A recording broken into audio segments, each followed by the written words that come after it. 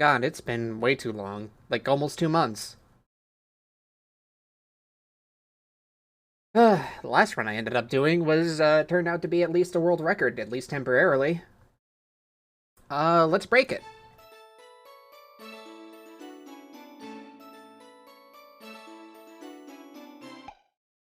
We're gonna PB. We're gonna get a better run. And, I'm going to get all 3 engine skips in a run if it freaking kills me. Because this game deserves that kind of run in any of its categories where that's possible, which is pretty much all of them.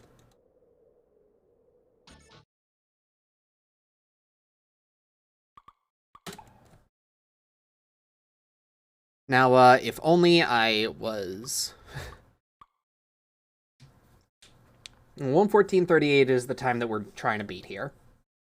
I know for a fact that there's room for improvement, and I know for a fact that I'm going to play really, really rusty. But, hey, that's what happens when you spend 2 months away from a game.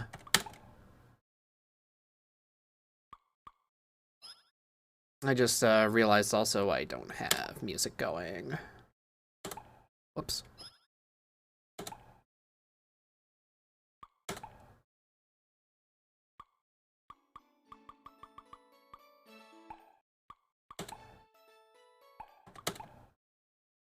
Oh, not continue.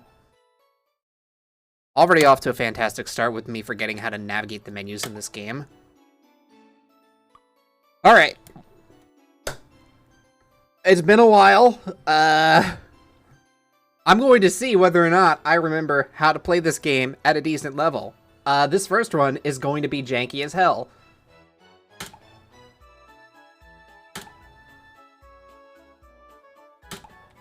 But we gotta start somewhere. Also gotta make sure the auto splitter's working. Which, it does not appear to be. Oops. I didn't configure this correctly.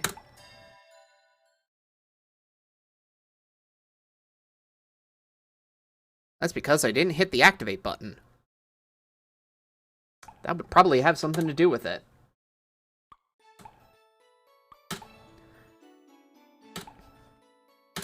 Alright, for real this time. Yep, okay, now we're going.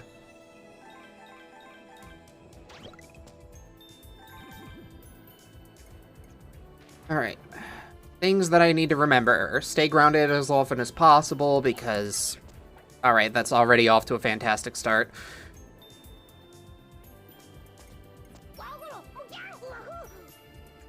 Remember how to fast skip, at least.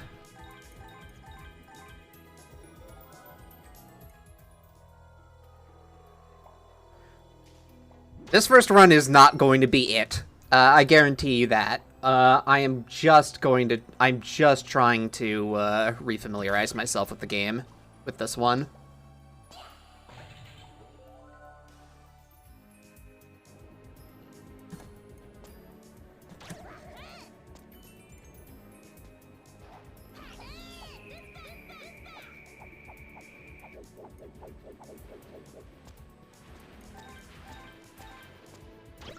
We're gonna be read out of Sea of Tears immediately.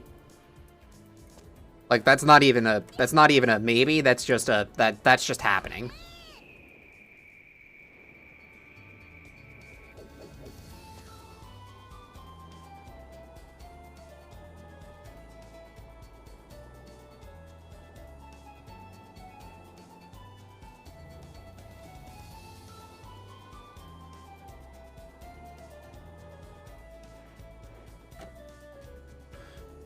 Just because we took that one hit right at the start, but it's fine. Everything's fine. Like I was saying, this is the run that I'm going to be using to de-rust. We're not resetting this one. Unless things go, like, so catastrophically wrong that it's like, okay, there's no shot.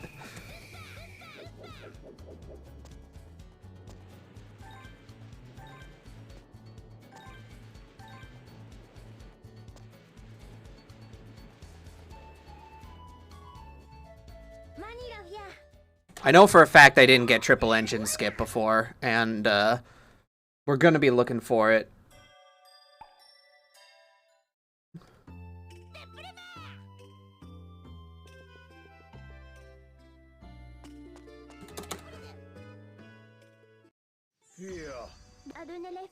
Aduna Leffy.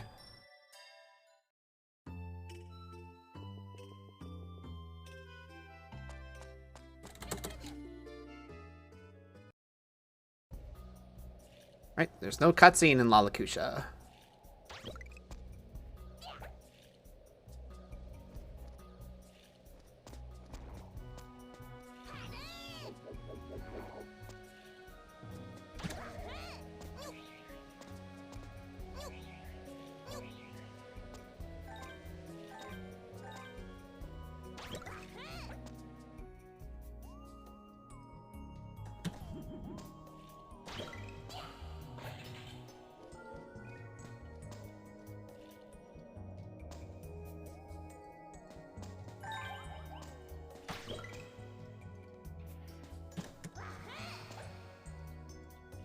See, I remember things.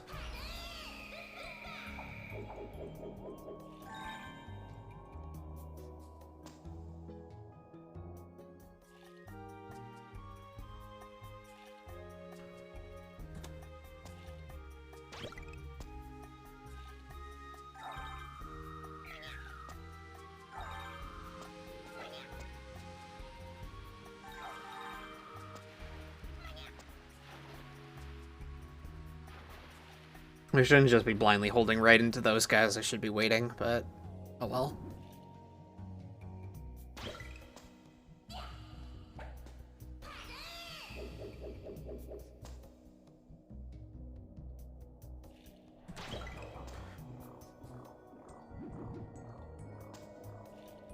Can't believe I got that grab first try.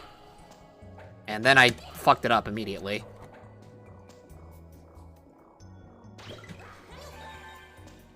We're just gonna be red going out of the early game. It's fine. There's more time to be made up elsewhere.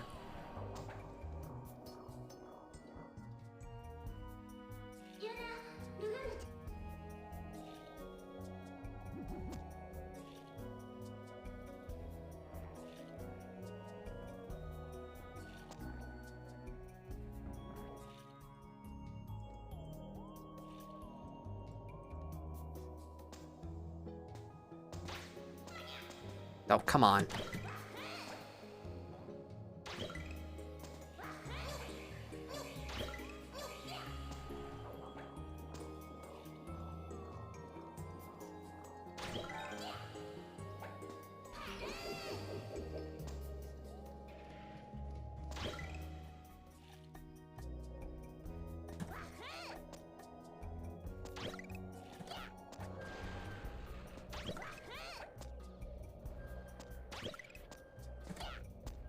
Son of a bitch.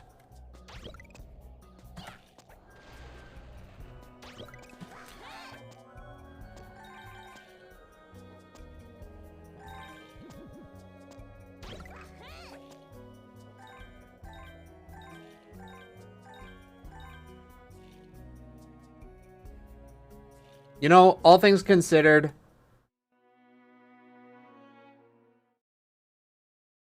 could have been worse. Honestly, we can probably make up this time at Fulgurinn. If I play like a god.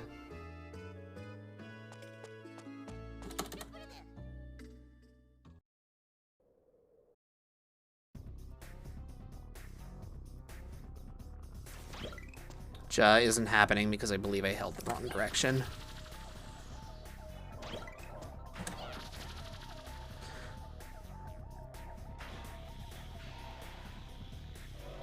Oh, we didn't split. Well,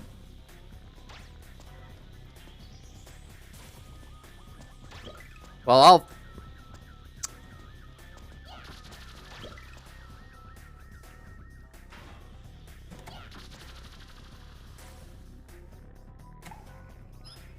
No, I don't much like this run anyway. This is like partially a derusting thing and partially a Boy, sometimes the life splitter just doesn't.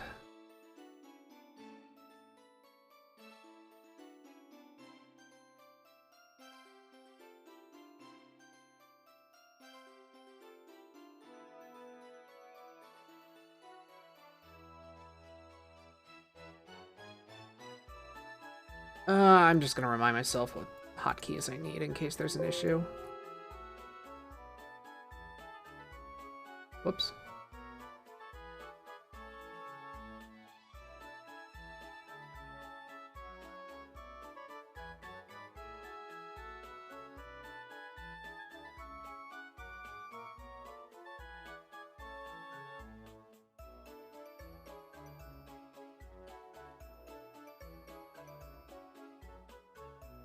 Okay, it's that button. That's what I have it put as.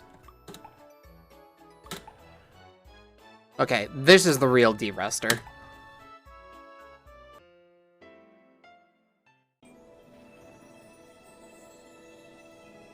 Now that I actually remember what my keys are in case the auto splitter just doesn't split correctly. Which, I mean, I guess it just still does that sometimes. Okay, I can just hold right there. That's fine.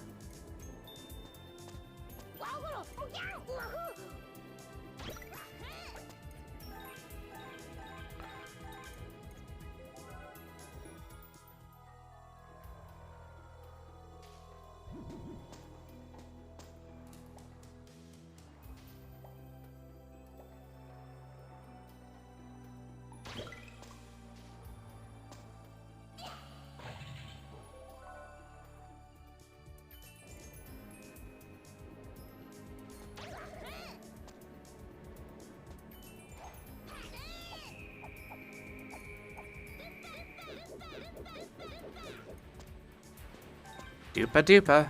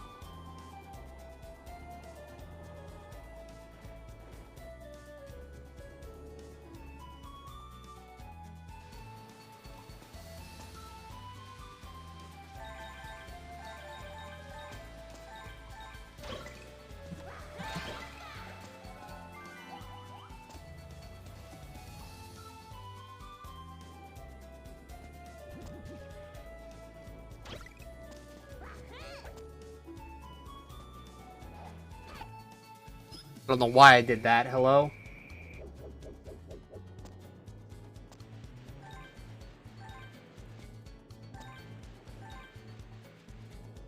Whatever, it just hurts my RTA, which doesn't actually matter for this game.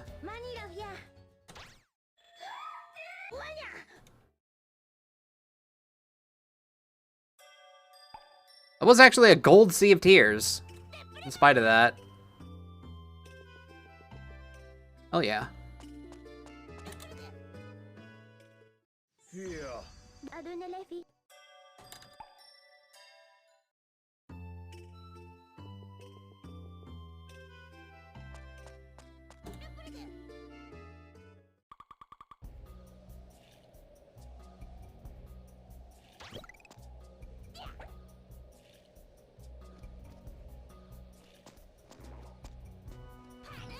Sometimes you make that by just holding right. Sometimes you don't.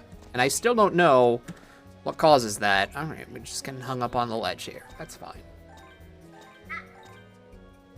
I didn't silence my phone. That's silly of me.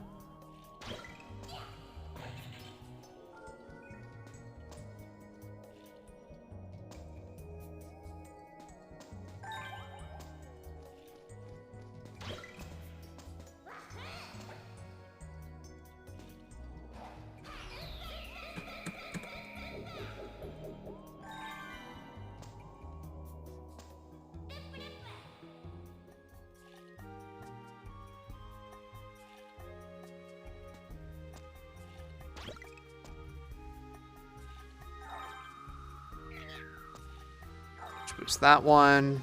Wait for that one.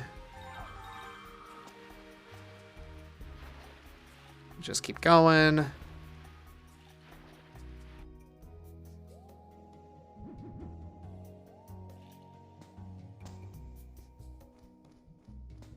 The whole point of bringing that was to hit that guy, and I just didn't. And I missed. Alright, well, that was at least a backup.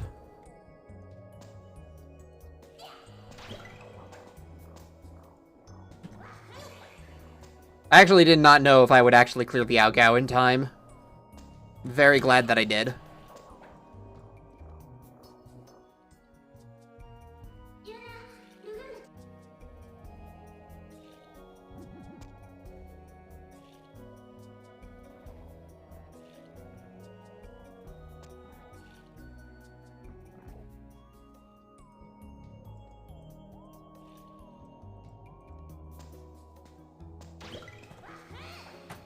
Oh my god. Alright, whatever.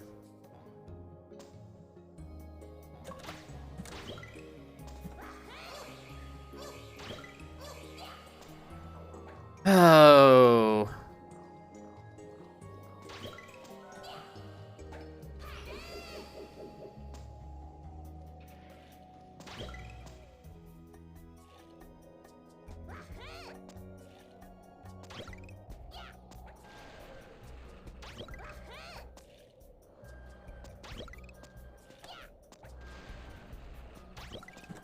Got good pendulum throws, though. I don't know where that leaves us, though.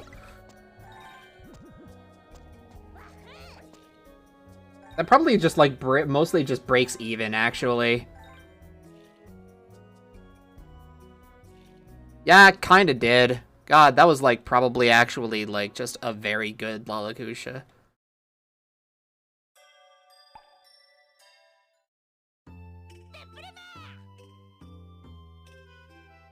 That might have been gold if I actually got that double jump correctly.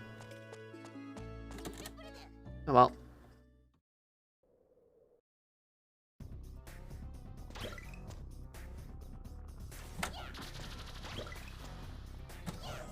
No.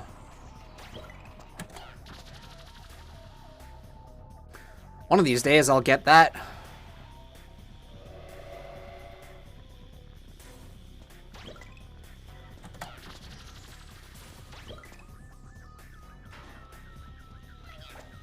No.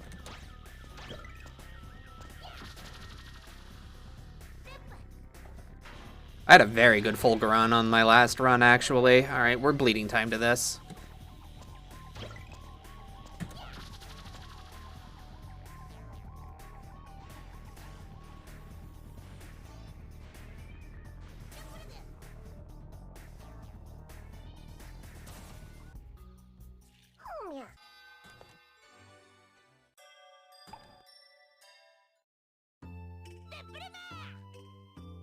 It's alright, still definitely time to make up for this.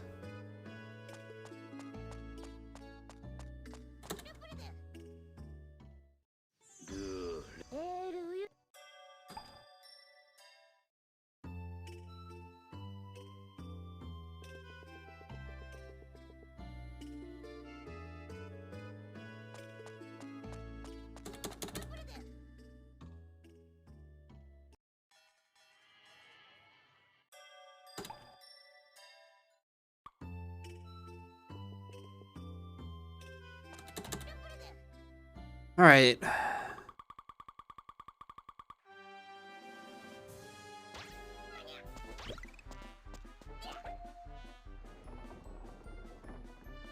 Carnival is in town, and we're gonna get things started and ready and good, and let's go.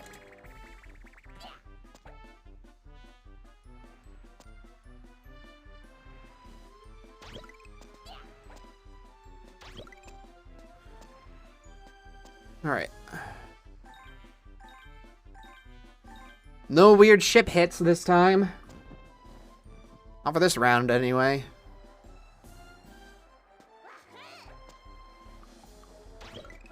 Need you, so I can eat that.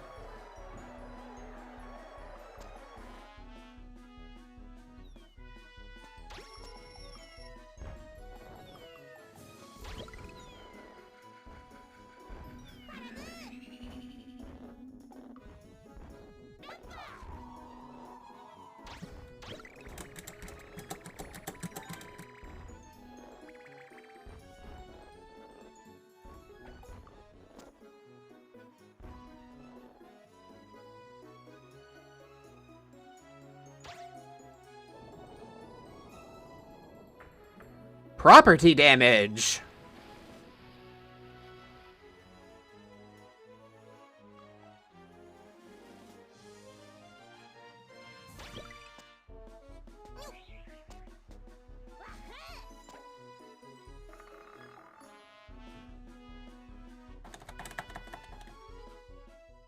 The door didn't open. That was strange.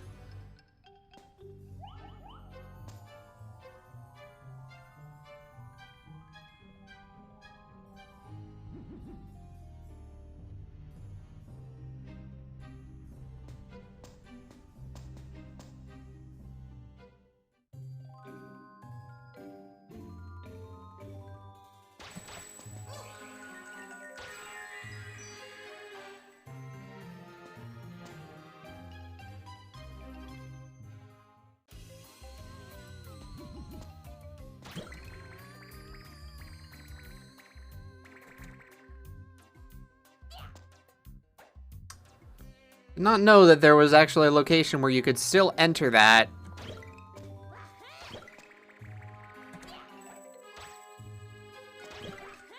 I just did this wrong. Okay. It's okay. We gain time back in the late game. Even though I'm completely messing up Jolliant. Just absolutely doing this level completely incorrectly.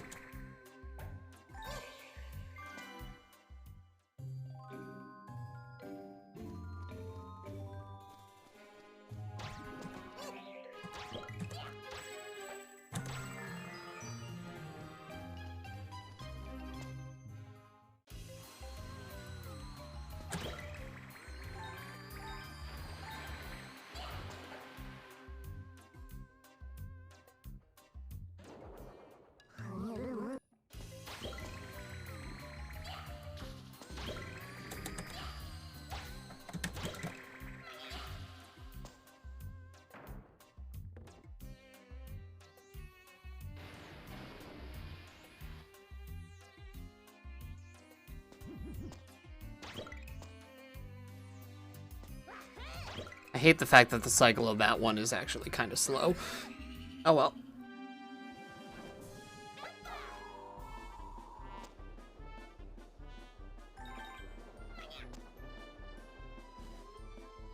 Right, it's actually jump, and then you just dodge that coaster. Nope.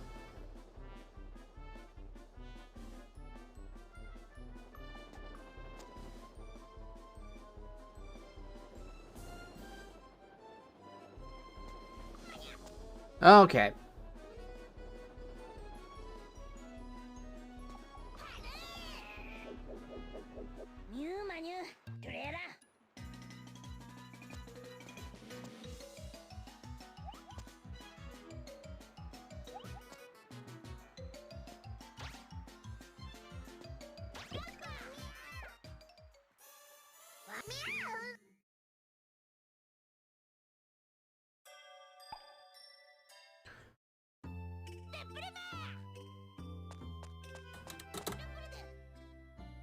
Always time to make up.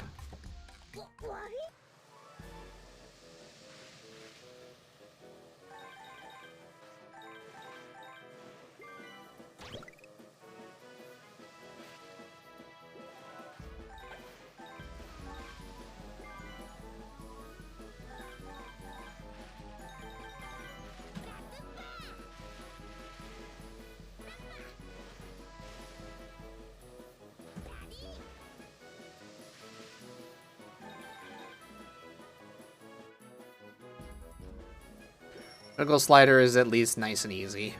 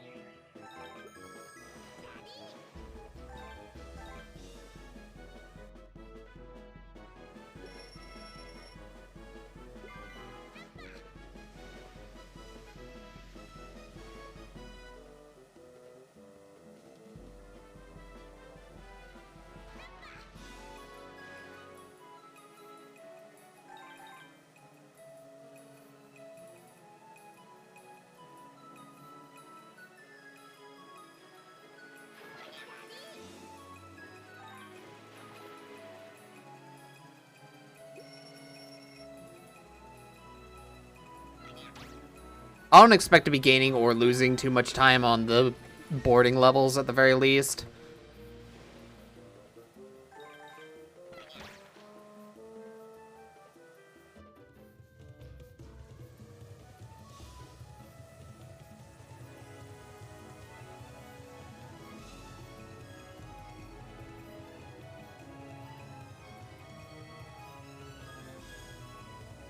Just apply the same sort of knowledge that you would in a racing game. Take the insides. And because I have about 8 billion health, I can just tank through these guys.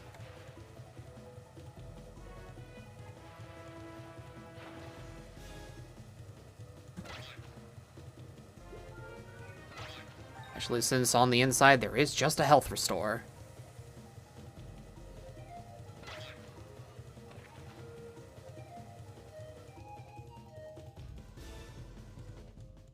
Having approximately 8 years of invuln time also definitely helps.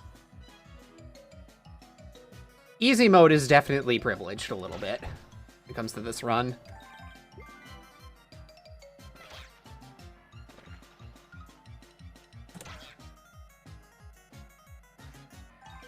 The Arc 2 is basically the only time that I'm basically like, yeah, I'm basically just losing time here because I have to drain through all of my health. Heck. Alright, we are losing time here because I somehow managed to get a little bit behind Tat there.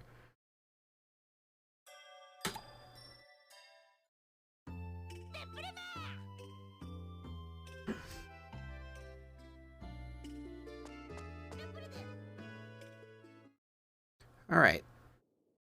Hell Clown.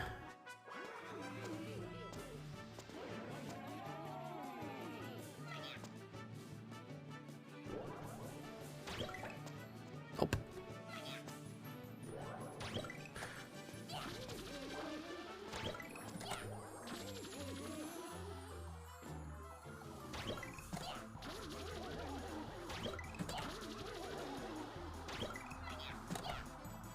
Oh, what do you mean that missed? Oh, fuck you.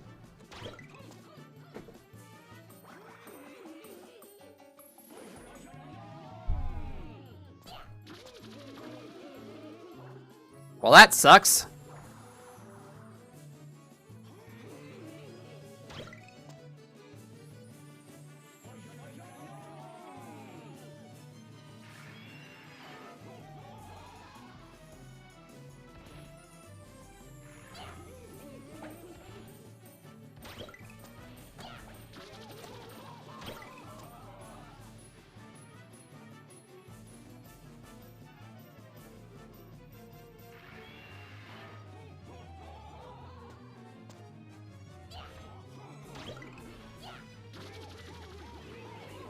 Phase 2 went smoothly, but Phase 1 was a nightmare.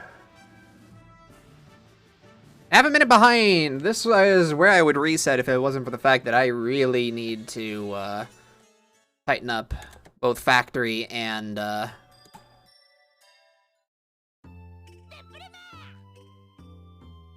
really need to tighten up some of the other stuff. I really need to tighten up my Volk. It's probably a shakier part of the run for me.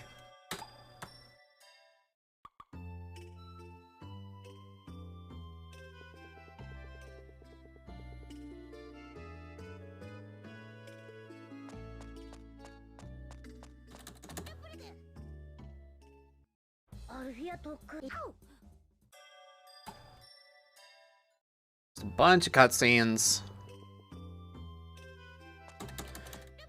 Always factory first. It's the harder level. All right, let's see if my spring jumps are any good. Good start.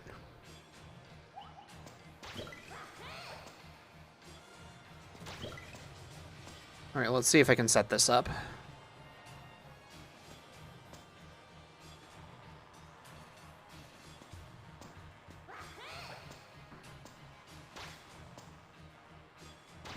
Not well. Give it one attempt. Nope, okay. Let's do it normally.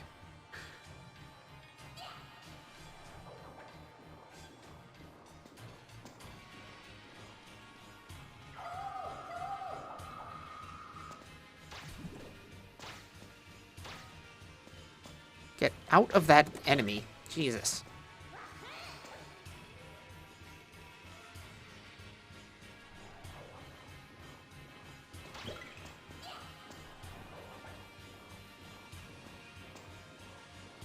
At least do that, so that helps save time, but yeah.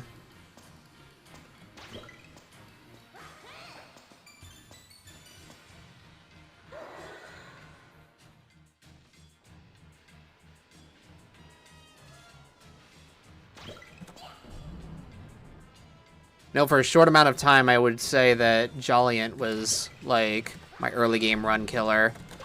But I think Volk is gonna be it now. Oh my god. Factory's just got so much.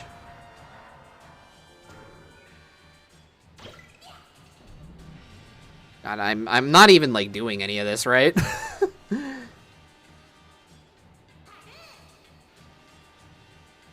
Alright, you know what? This has gone, like, so poorly that I think I will actually just say, like, okay, early game was rough. Let's just go for a clean slate and figure that out in just a second. Be right back.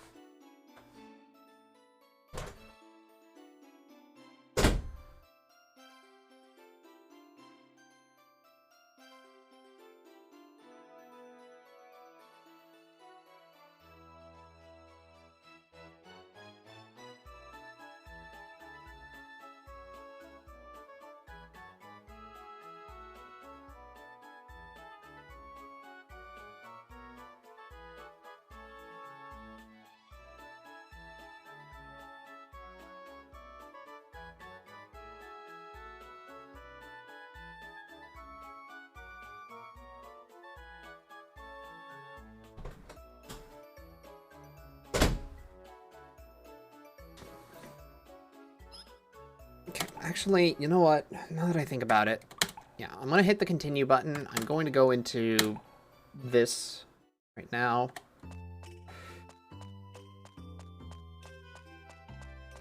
It's my complete save file. I need to go into factory and I need to practice this a little bit.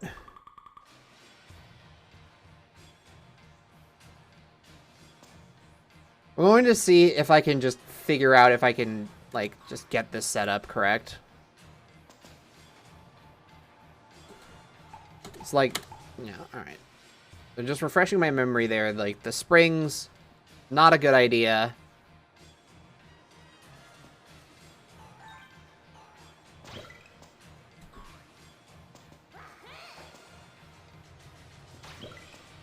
Okay. We get this. Move over.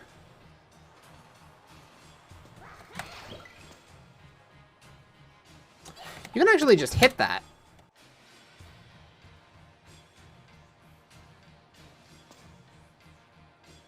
So, if I did this then, grab this,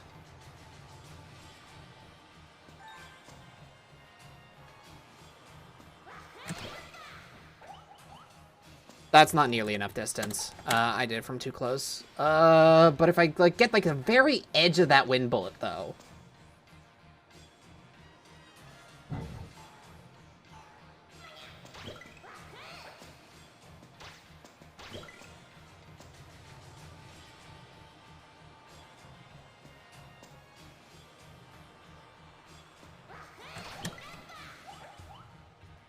No.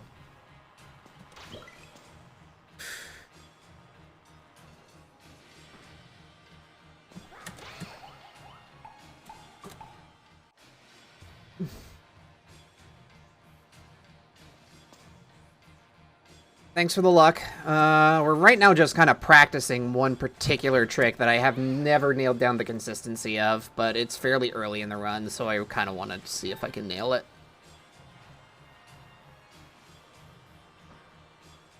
I just completely forgot to get that moo.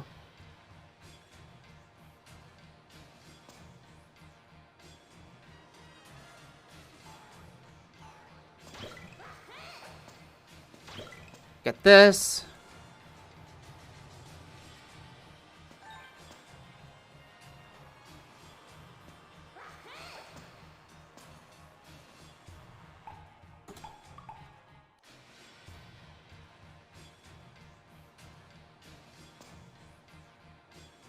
Okay, wait, no, I think I put all the pieces together for this, actually.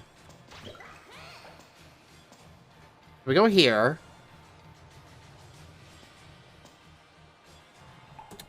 I forgot the moo again. Okay. I think I finally figured out how I'm supposed to actually do this relatively quickly. Get this. Gotta bring the moo over. That's important.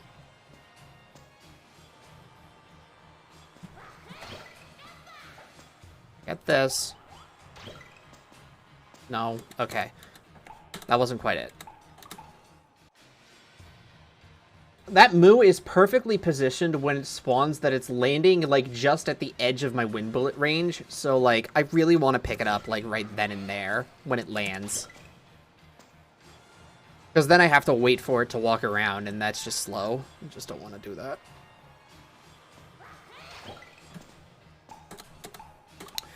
The ideal, I think, might be to, like, wait a little bit for the flying guy to be in such a position that, like, I can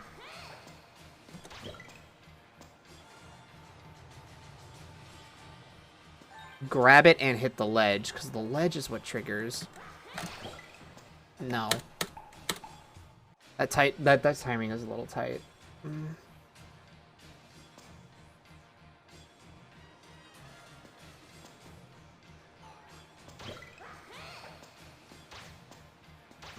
Get you.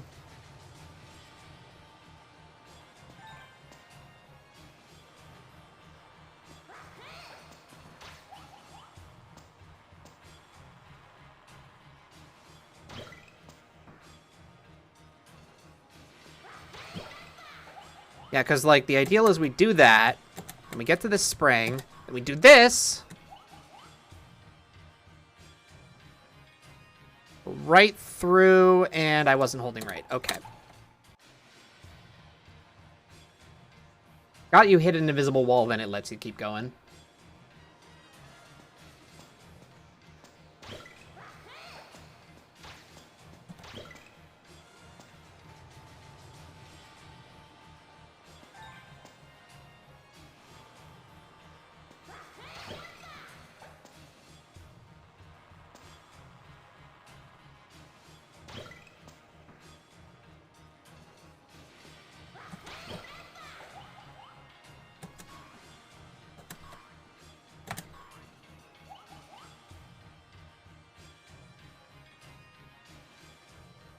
I think...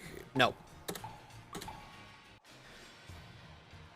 They want to be slightly ahead of the heart when that shows up.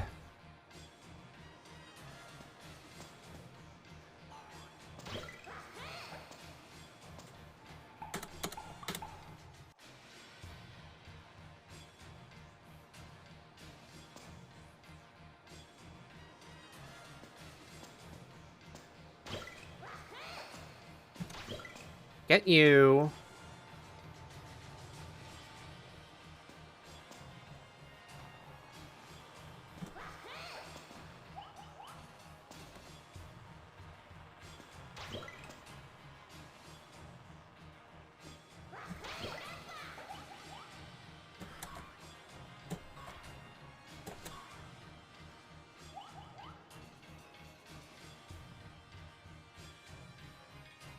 Yeah, slightly ahead of the heart.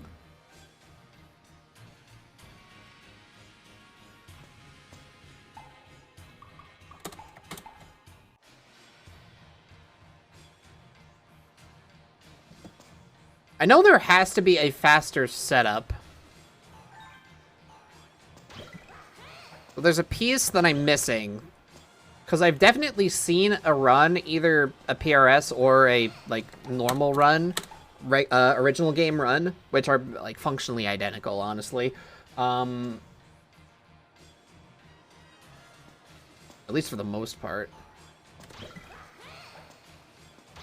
Where you could grab that Moo instantly. Like, as soon as it lands. So, like, maybe if I delay landing here? No.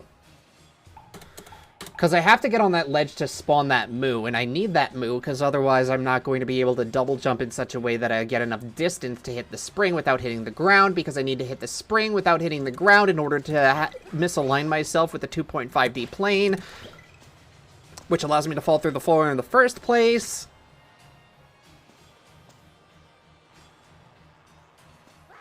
Speedrunning.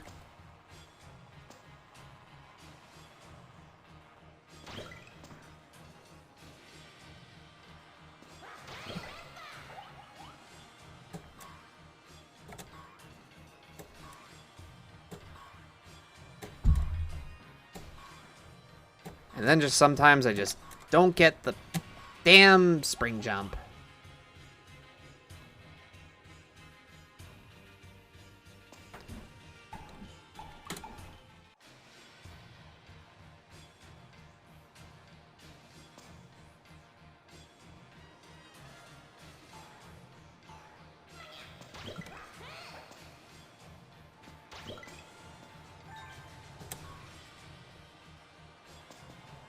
Well, that's something resembling a backup.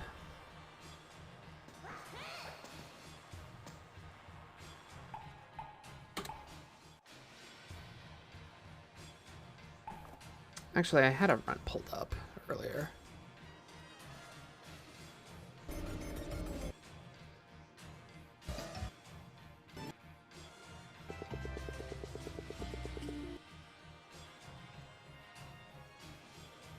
Okay, they did city first, didn't they?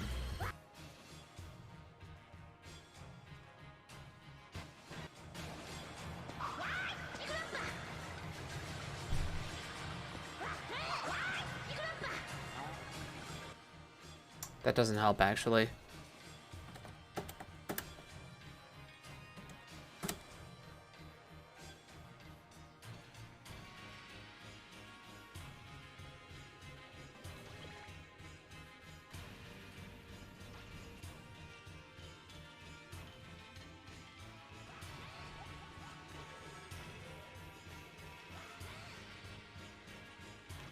They didn't get that in this run. Okay.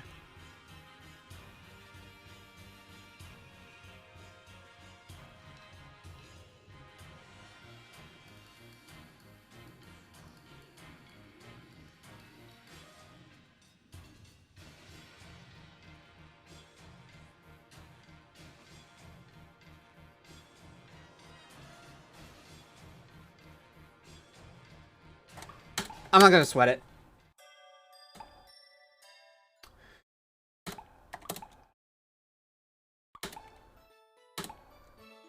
Let's just do this again, play the video game, try to get that trick best as I can.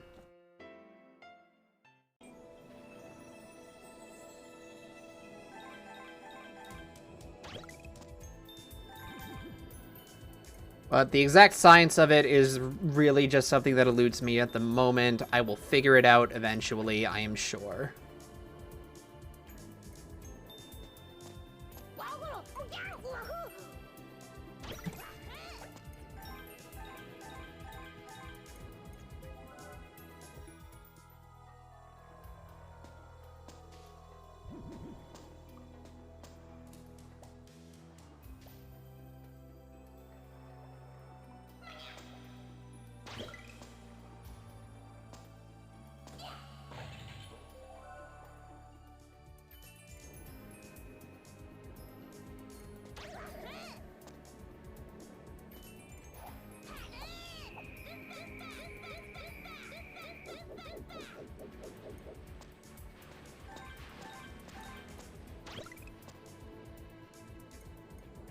Competition for this particular category is not so harsh that I'm going to be sweating, like, what sort of milliseconds I'm saving in Sea of Tears.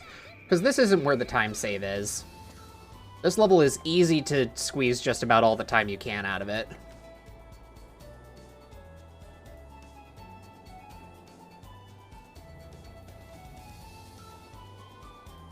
Just want to be mindful of the pace I'm on, really.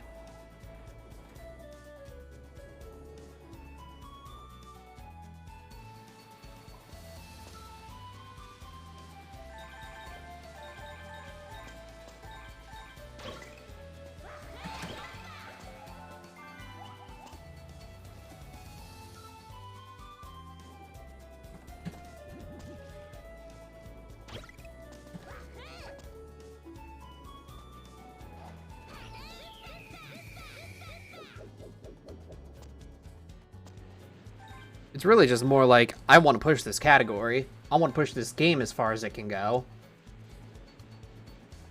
Out of all the 80% categories I could be taking right now in terms of, like, difficulty and all that good stuff, Pupka category would be interesting, but I also just don't want to deal with the headache of having to, like, swap between controllers.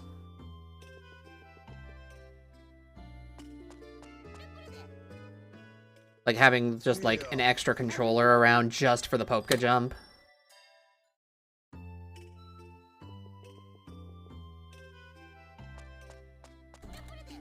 Right now, my vague goal for this is to just remember to hold right on La Lakusha. But aside from that, it's basically,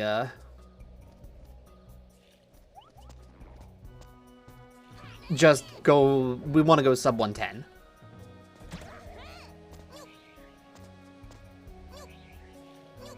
Like, for sure, this game can go sub 110. Sub 1 hour would be lovely, but I think that would be for a Popka category. I am upset that I just did that.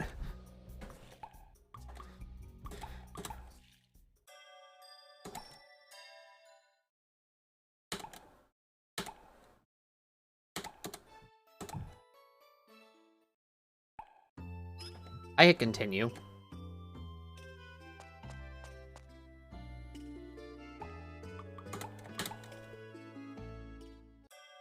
Wahoo indeed.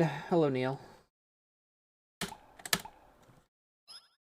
I'm de-rusting after like 2 months of not playing this game. It's definitely showing.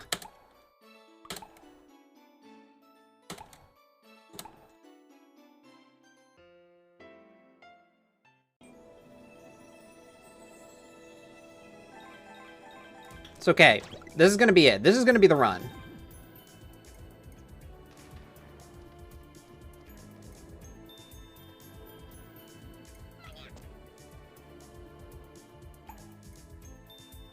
You know, I run into that moo all the time. I don't understand why that happened. We're playing easy standard mode. Any percent.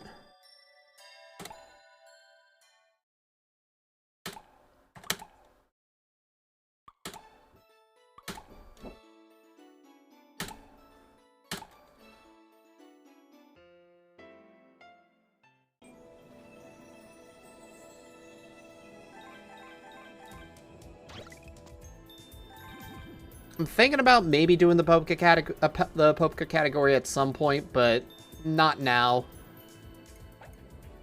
Normally that just works. I don't know why it didn't that time. It's just very confusing.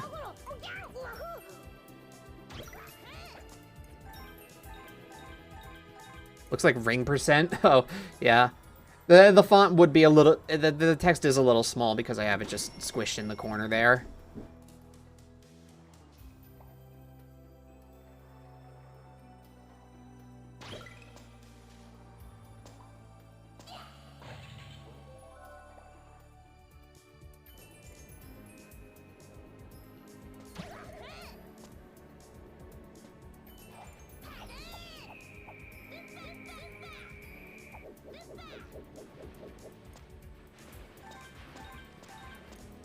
I was just practicing factory stuff, like just the beginning of factory, because I've still had troubles with inconsistency on that one trick where you fall through the floor.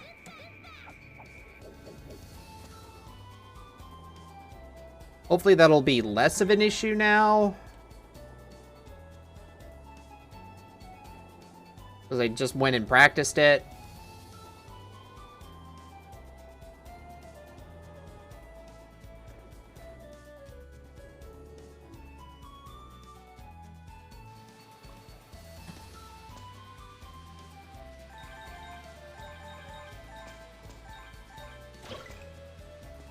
I appreciate it. I realized, like, a long time ago that Klonoa 1 was going to be the more popular run, but, like, I don't have the nostalgia for Klonoa 1 to be as invested in that game. This one's mine. I do respect Klonoa 1, though, because of the fact that I think it does have a lot of really cool tricks and whatnot. I'm just, like, it's just not my game.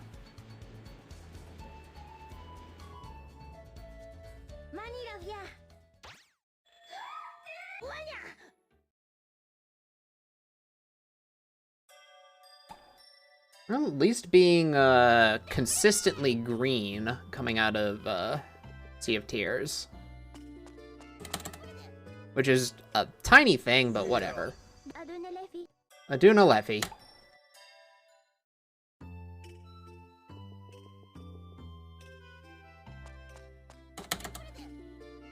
Hold right, no cutscene. There we go.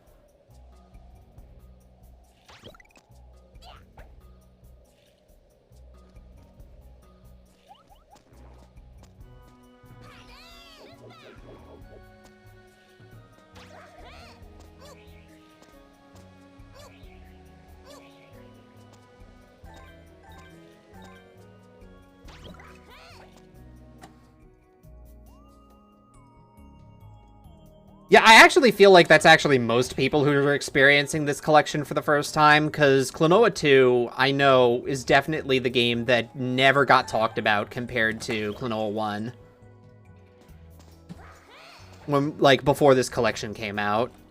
I feel like a lot of people are just playing Klonoa 2 for the first time, because the PS2 run of the game was, like, not advertised at all.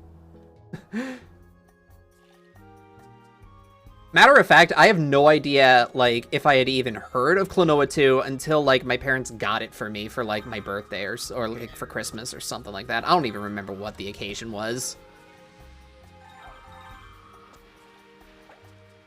All I knew is that I liked Klonoa 1 because I played the demo of it forever, but I never got that version.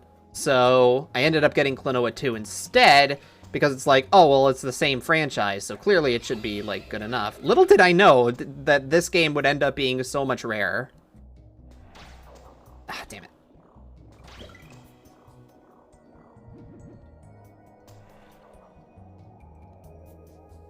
Sneak this guy over, grab this.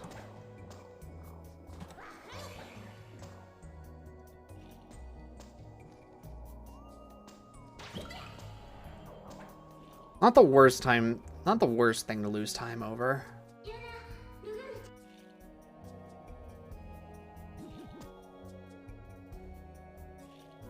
Alright, can we successfully grab the shield move coming up now?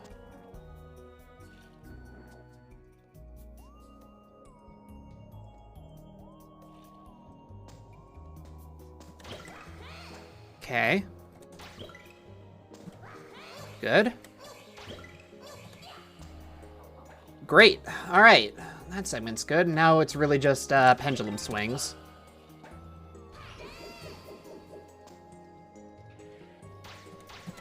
Okay. Well, small hiccup there. Fine.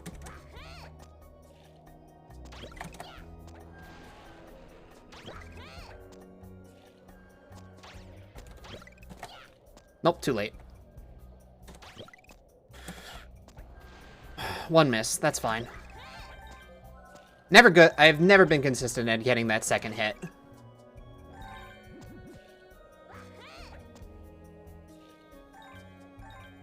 Yeah, roughly even with my PB. Okay. Give it a little bit of time. Okay. It was still relatively clean other than, like, the hiccups at the end. That was still gold. Jeez, it just tells me just how much time I have left to squeeze out of that level.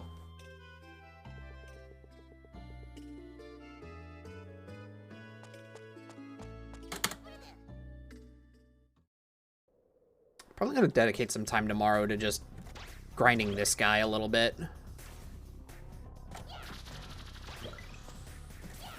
Nope, wasn't aligned right. And neither was that. Okay. It's fine if we bleed a little bit of time to Fulgurine. He's not that much variance.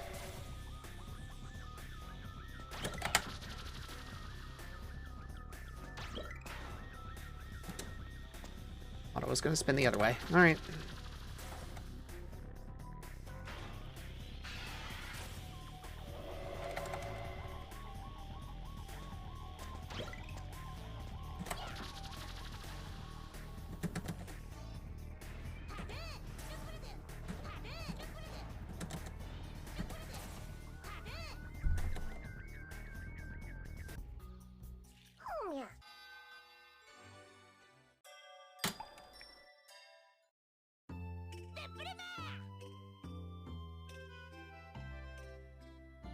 If we have a bad Fulgurine, that's fine. We still have time to make up in Factory in the late game and all that plays, so it's fine.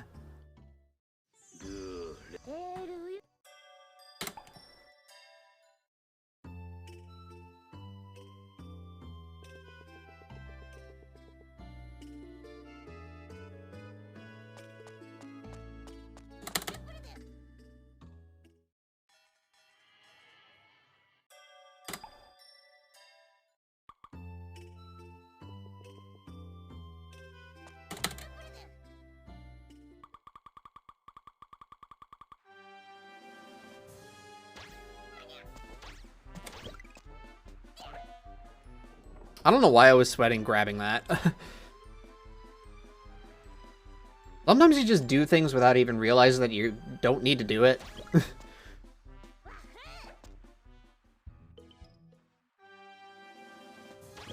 Whee!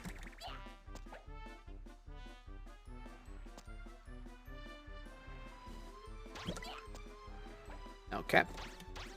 Little too hasty. Little too hasty. Okay.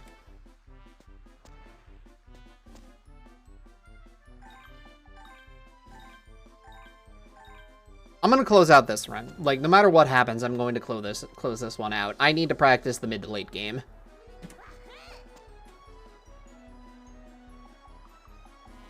Huh?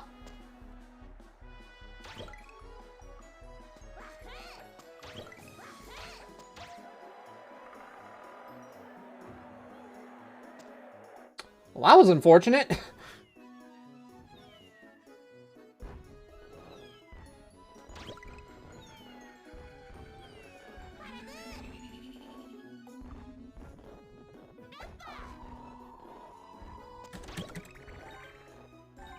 I legitimately did not think I was close enough that that double jump would kill that Spring Moo. Oh well.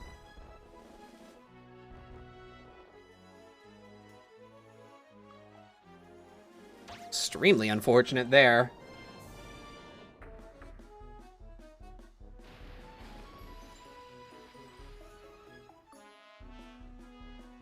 I don't even know what respawn, like, what specifically, like, respawned that Moo either. Was it, like, did I have to be on the left side, or was that just it's just a really long timer?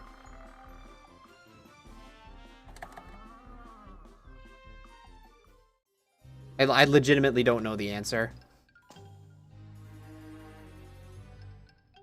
Nope.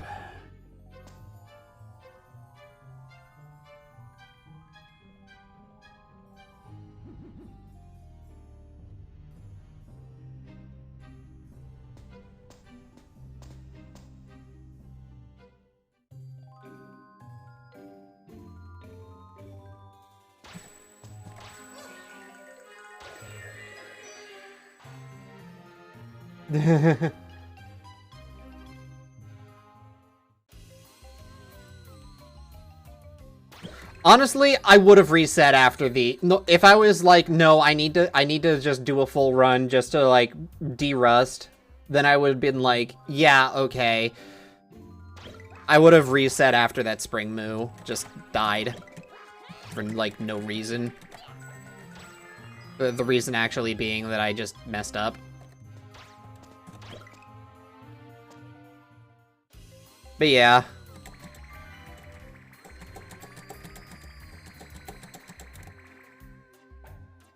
I know for a fact, yes, that the I won't reset no matter what is kind of an empty threat, but very empty promise.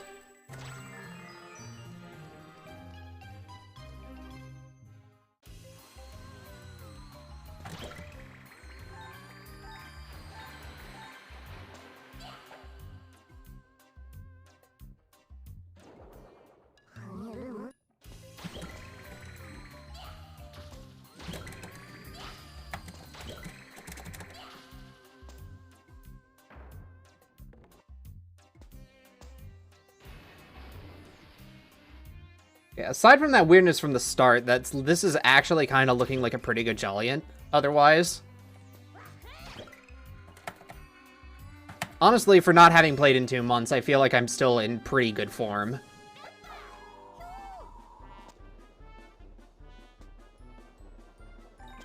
Yeah, simply jump there. You just don't get hit. That lines you up pretty well for that one, too, actually, yeah, so need to remember to do that.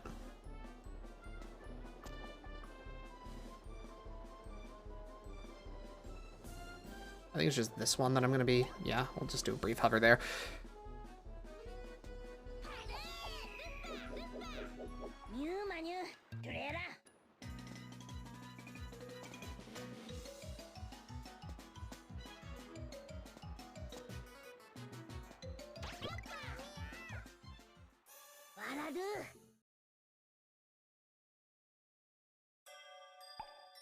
That Jolliant might have actually been gold if I didn't mess up with the Spring Moo. Oh well. On to greener pastures. Or, bluer. I don't know. I guess there is a lot of green here, too, yeah.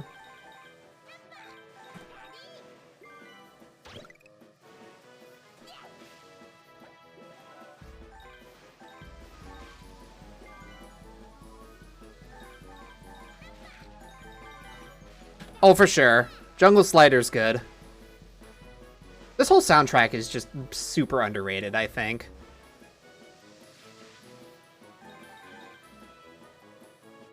This is a good, like, start for the boarding levels. I honestly think the boarding levels are some of my favorite levels in the entire game. Like, every single one of them. Oh, the cat theme, yeah. Yeah, the...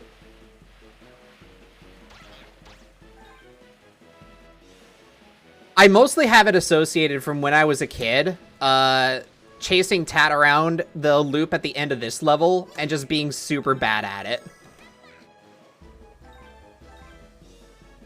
So I would just kind of end up going in like 3 loops before I would eventually catch her.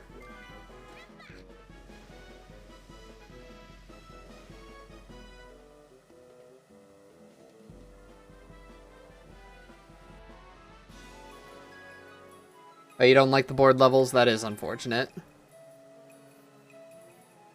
Oh yeah, 100% these levels are the worst. I'm going to be singing a very different tune if I ever decide to do Hundo in this game.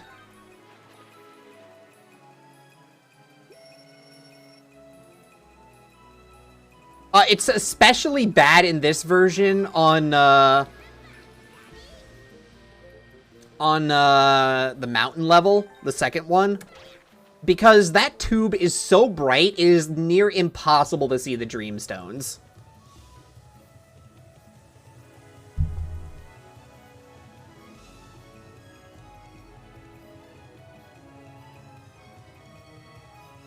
Like, when I get up to it later in the run, like, it is, like, actually impossible for me to see anything in that. It took me so many resets for me to actually, like, get all of the Dreamstones there in that run. Because, like, yeah, for 100%, you gotta get 150 Dreamstones.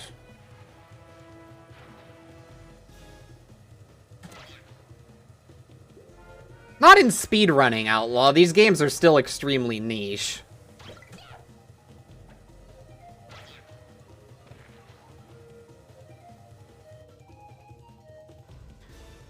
For any percent, at the very least, they're breather levels. Especially for easy, where you don't have to manage your health as tightly.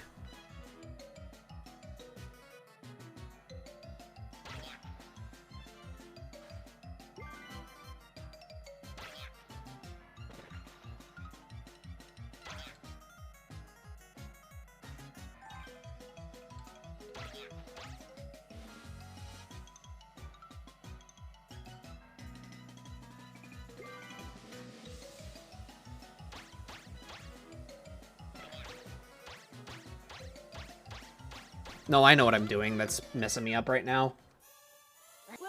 Klonoa 1 hard difficulty. Yeah, no, I am, oh boy, that sounds like a special kind of pain.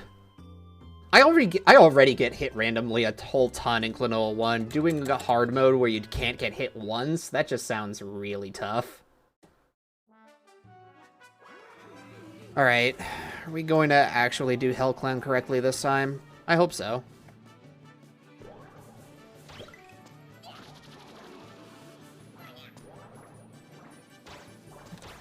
Also, not gonna get good move spawns.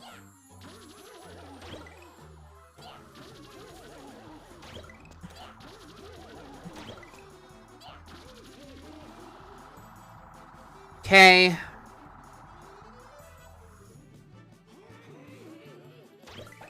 No, too early!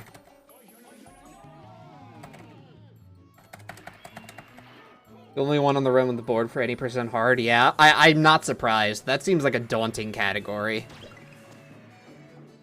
I'll wait for that now. Here we go for this one.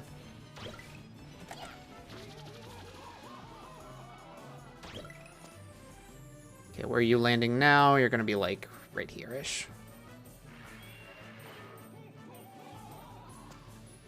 No, no, no! Okay, okay, we saved him.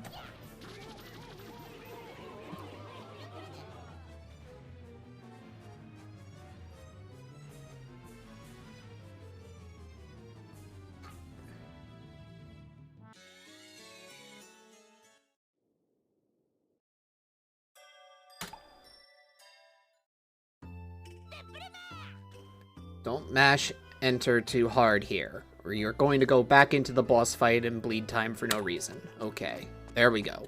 Much easier.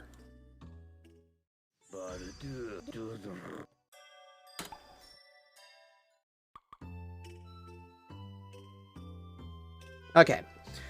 Once I'm at a factory, I'm definitely out of the point where I'm going to be tempted to reset. It's basically... That's basically, like, the choke point for me in this game.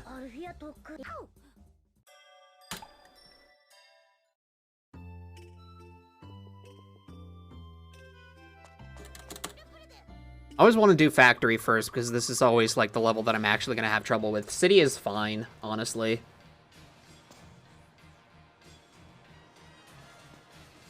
Alright, we practice this.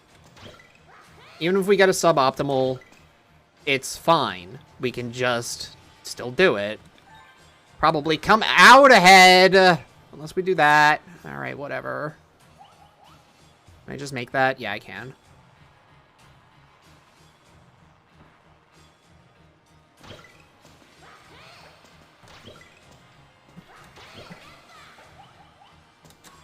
I hit the ground!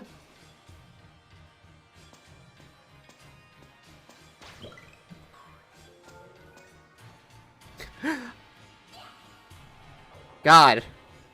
I was like, it's okay, we'll be fine. Even if it's suboptimal, I practiced this. It should be fine. And that happens. The rust is real.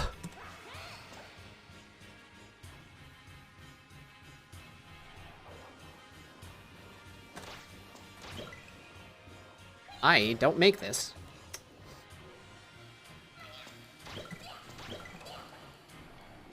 This Karsh is pretty based, yeah. That's a fight I actually need to just sit down and grind a little bit, because, like, there are ways of speeding that fight up that I have not practiced. Like, some very specific move throws while it's bobbing up. Instead of just using the double jump to hit it.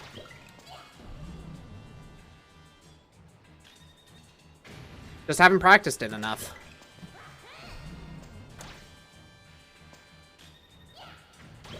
Damn it.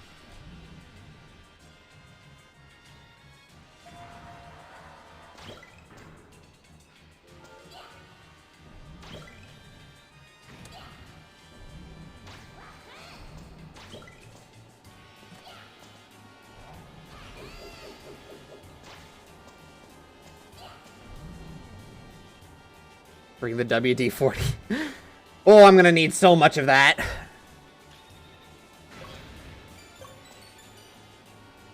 You know, the worst part is, if I get the triple engine skip, I think compared to my PB, I will end up still, like, possibly neutral if I don't bleed too much time elsewhere in the run.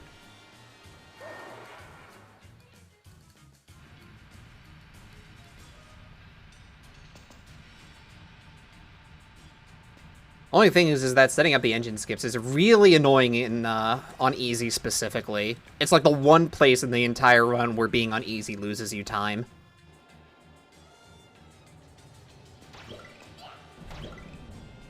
I am doing this backwards. Oh, and he's gone.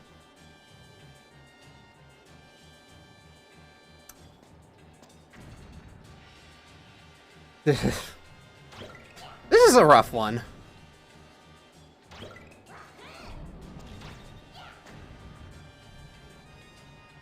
I have just completely forgotten how to do factory. I don't even think I make this. I don't. It is a death warp, yeah. What you basically do is that you throw the boomy into the engine, like, and then, like, die. And there's a way to set it up for all three of the engines. That puts you back at a checkpoint that's outside, but the bomb timer's still going, so you just go inside and then leave again, and then that triggers the cutscene to move on to the next engine. I just took the cannon for no reason. God, who even cares anymore? I'm just gonna be like 2 minutes red by the end of Volk.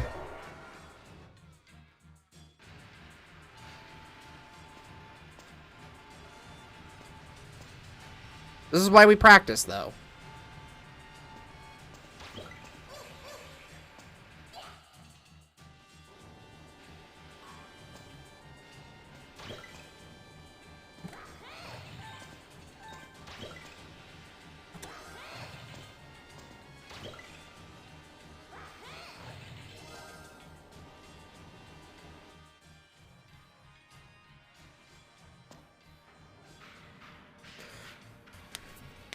Okay, I'm gonna bring my phone up just so I can just get rid of Discord notifications. I got a bunch right now for no reason.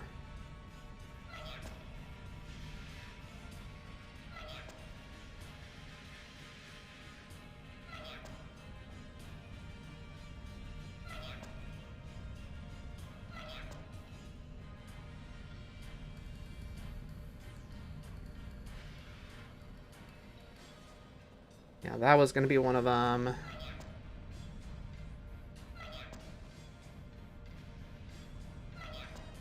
Okay, and they're all, like, over here.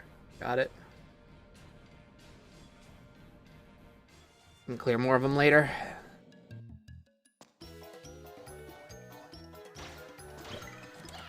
Nope.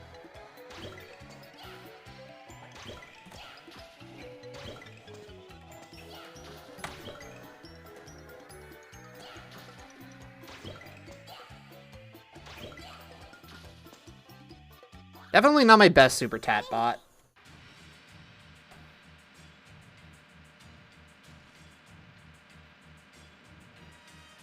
And again, this just hasn't been my best factory. This has been, like, amateur hour.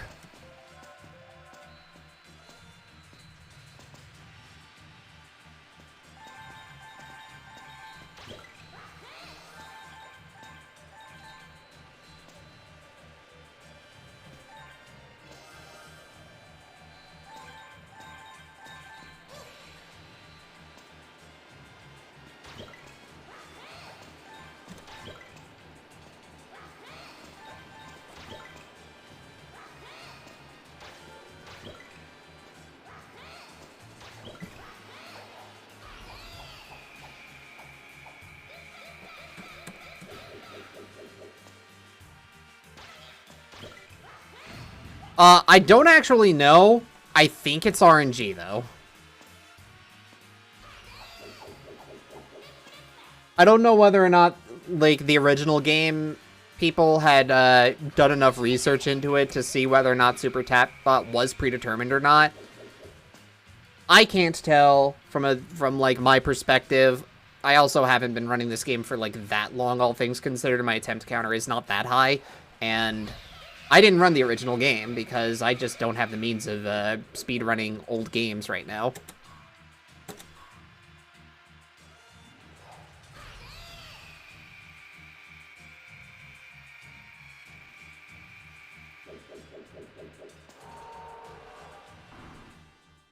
But I think someone knowledgeable in Klonoa 2 is more knowledgeable than I am, probably knows whether or not Super Tap Bot is RNG or not, but I think it is. On easy mode, you only have to hit it 4 times, though, so it's not that bad. I'm just not playing super well on that particular front.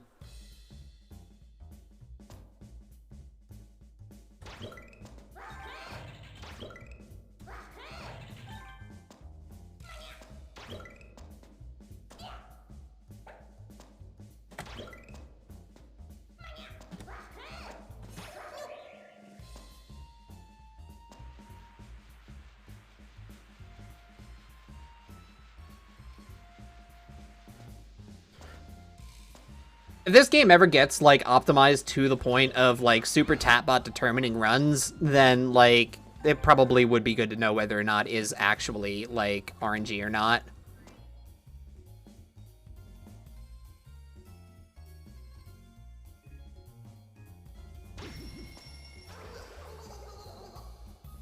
I was honestly just curious if I could just walk off into that. The answer is no. We're now in the point where I am so far red that I'm just going to try shit and see if it works.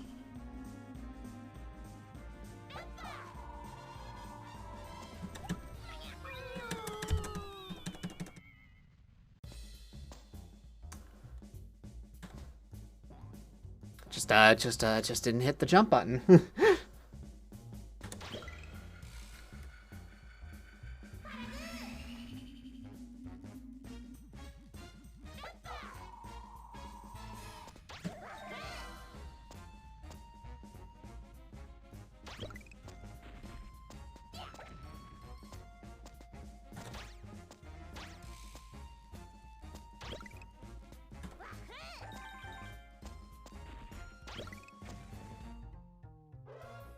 I had my early game down pretty solid, and then now I just kind of like, eh.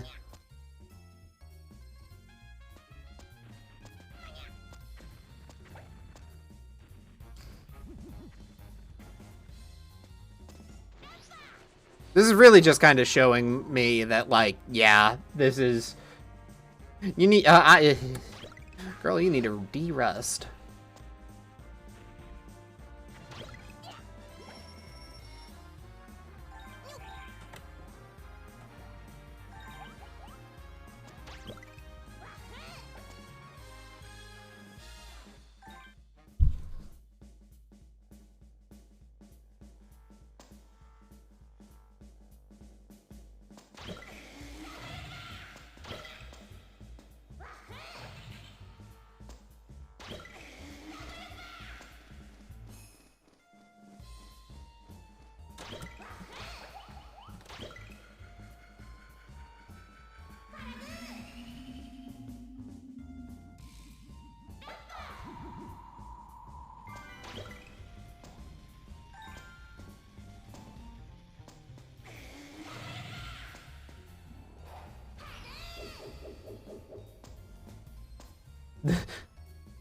I appreciate that.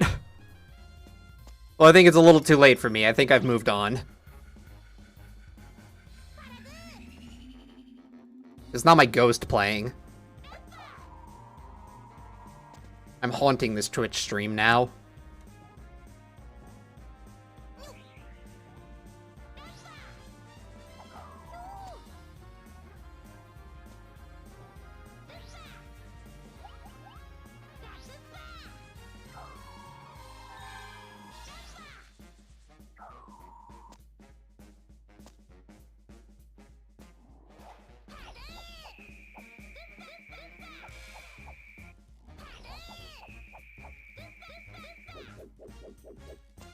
Bothers me so much that there's just a bunch of missing sound effects also here.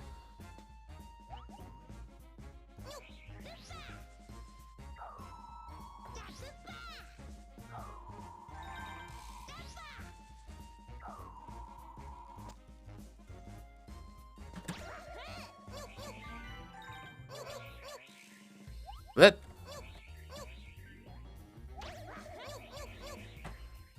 Blip, blip.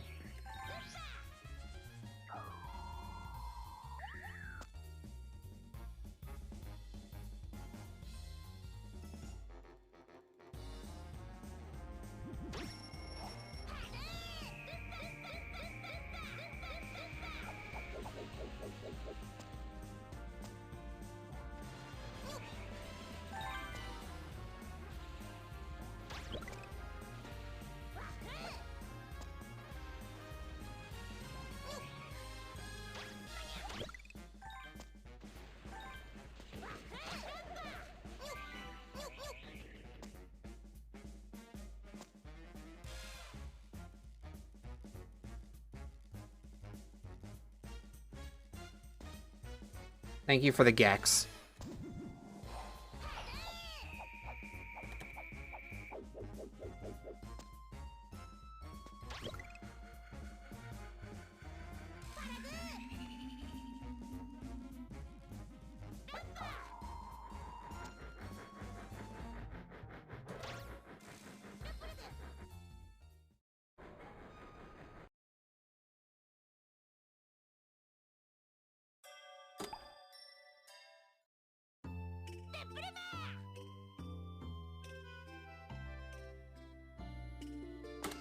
All right, tank time.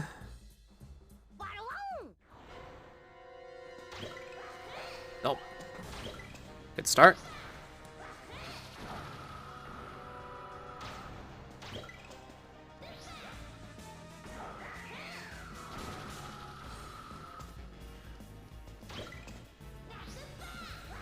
I'm just gonna do this the way I know how.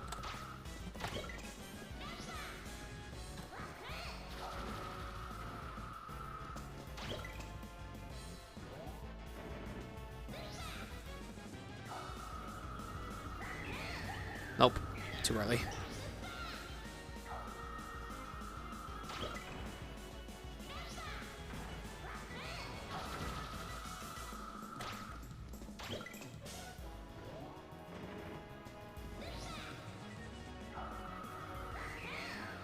Blah.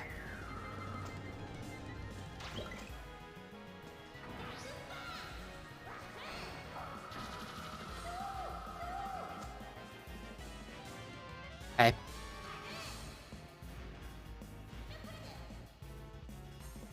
Oh no, it's in my head!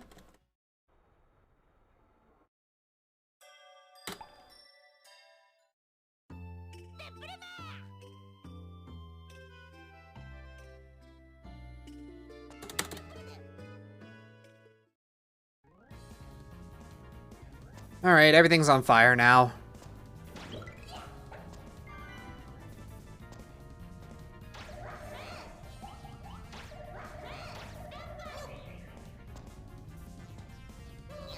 Oh my god. Okay, whatever.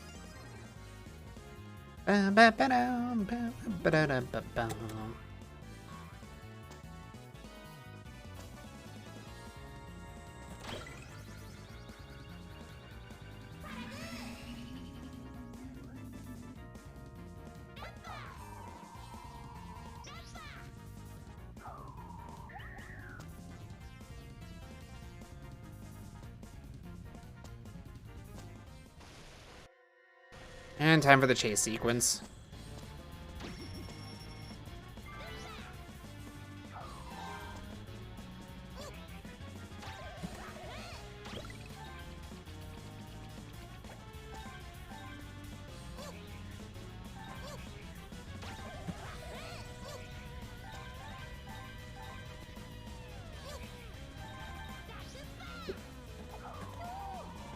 Really just got to abuse the length of that. Wind bullet.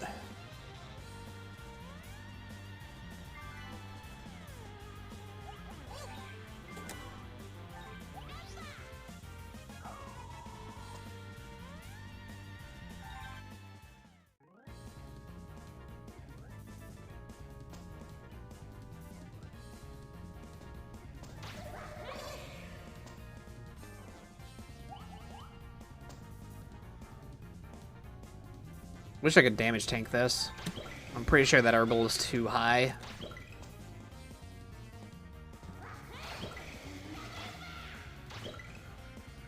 Missed it on the way up. We'll just get it on the way down.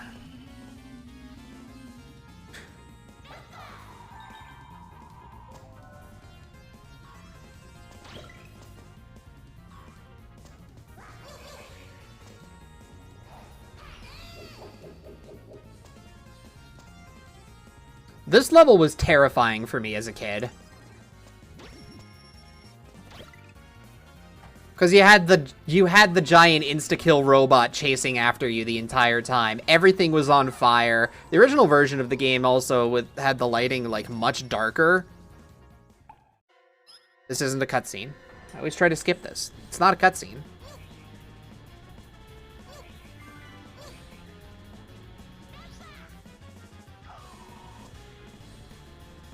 It's like between the music and the fact that you have like this invincible robot chasing you that insta-kills you, it's like, it caused a lot of tension for me as a kid.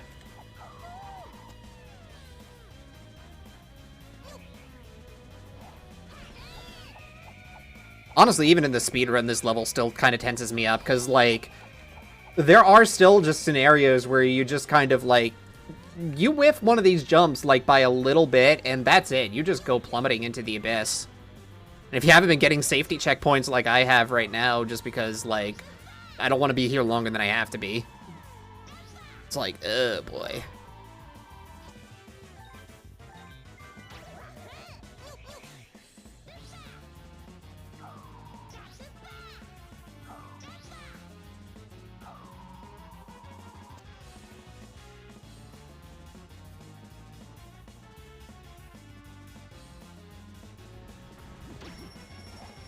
Yeah, like, I'm not particularly tense right now because, honestly, this run already sucks, so if it gets a slightly worse, I'm not going to be too bothered.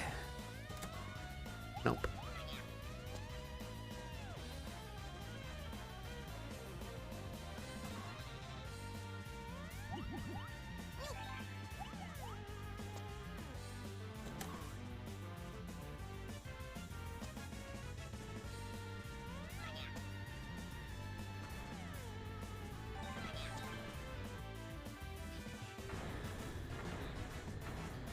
It's funny that the robot himself doesn't actually insta-kill you. It's just the fire that he leaves that does, and his laser. So during that segment where he doesn't actually laser at you, he just tries to charge you, it's like, not actually as tense.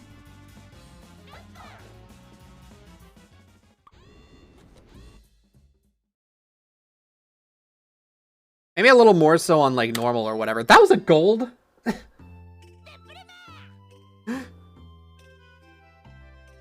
Alright, sure.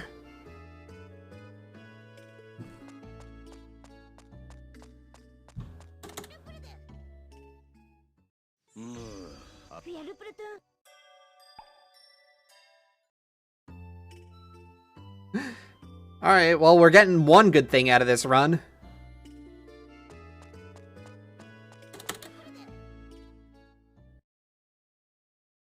Alright. Arc.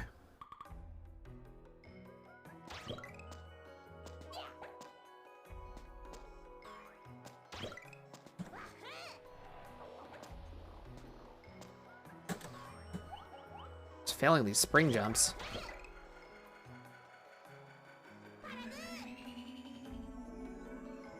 Alright, we are entering the hard part of the run now.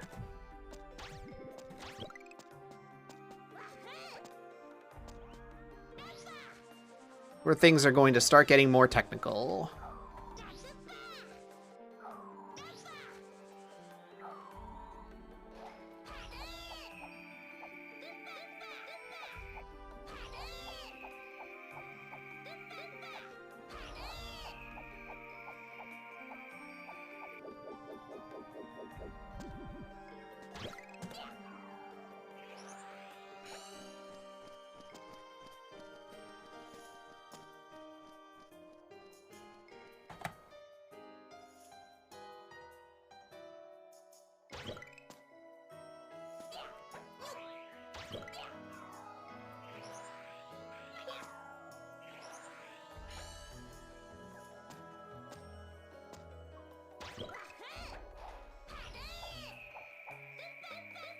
This level is really cool in the Popka categories. You can just skip one of the engines entirely.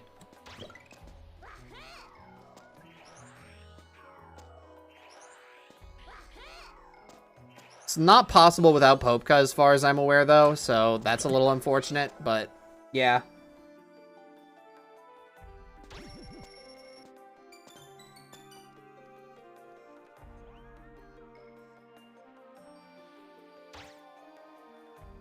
It's like reasons like that I kind of want to look at the Popka categories.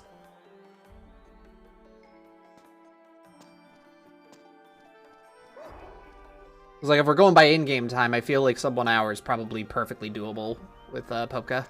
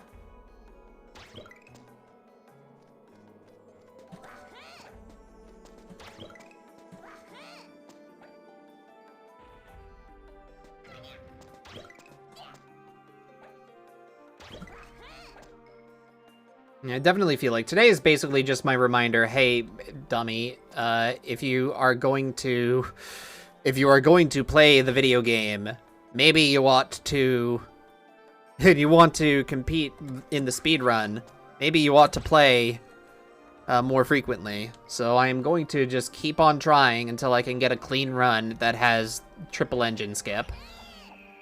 And that is the goal.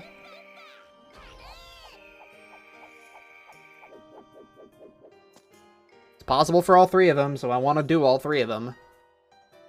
And really just get a good run for this category that I feel like I can be proud of.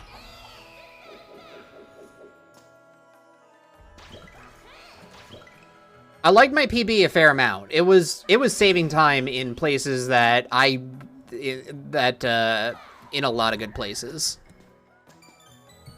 Like, for my skill level, I think that run was definitely, for my experience level especially, I think that run was very good. But I know it can go better. I know it can go lower. Obviously it can. It's not the world record. It's only second place.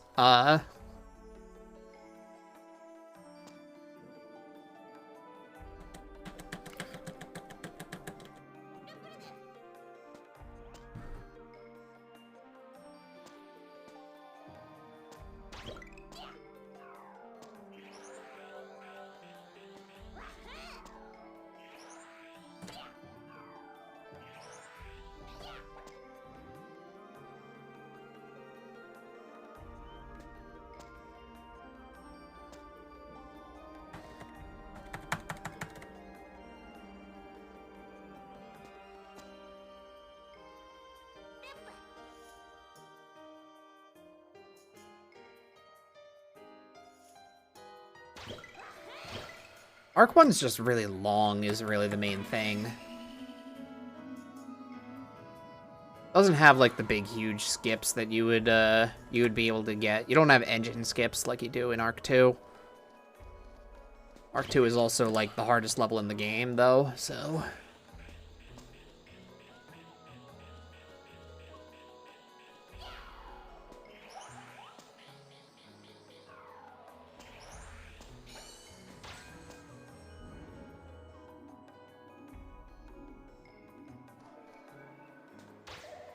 I wondered briefly if there was some weird stuff you could do with that particular switch and a death warp, but not really.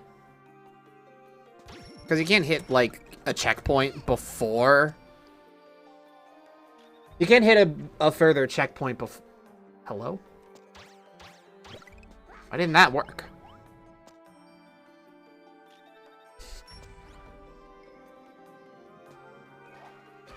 I don't know.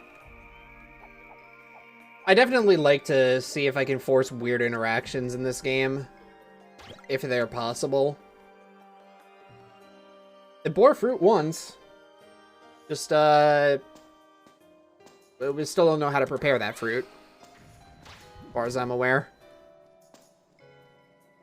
Don't like that I missed that move, because now I have to wait for this cycle.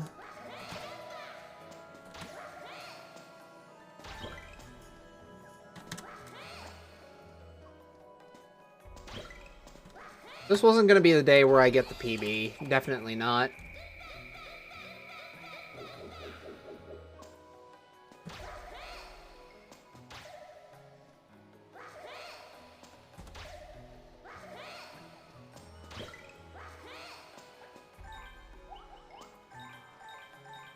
But we can at least prepare for it. Still too early.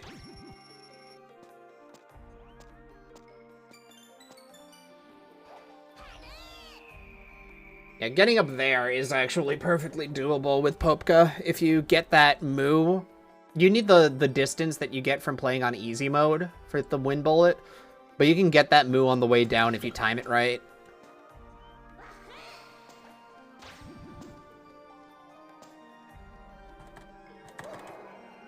And that plus a Popka jump gets you enough height that it allows you to get up to the switch without having to turn on the engine.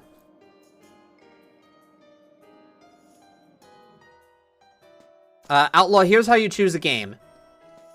Pick a game that you really like, and then start doing it fast. That's how I decided to play this game, because this is just a childhood game of mine that I really like. That's it. There weren't any specific aspects of the speedrun that I really, really liked. It's really just, I like this game, so I'm running it. Kind of a similar reason why I've, like, half considered doing Kingdom Hearts 2 runs as well. There's a lot of games that I actually really want to try speedrunning. I've, like, sort of learned a whole bunch of the movement tech for Ratchet and Clank as well. That game is really technical, though.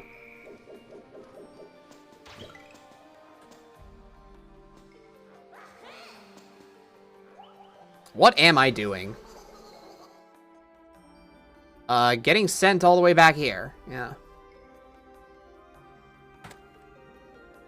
But yeah, it's really just like a lot of PlayStation games that I feel like I really want to play. I really want to try running. Jak 3 is another one that I've actually been really interested in.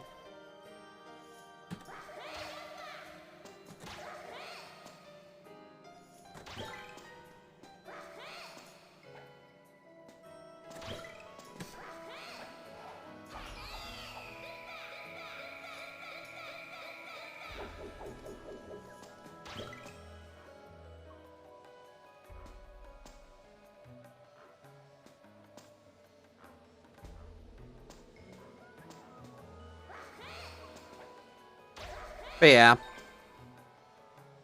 There are some games that I'm like, yeah, I kind of want to speedrun these because the game itself looks cool, or I want to speedrun this game because I enjoy the original game a lot.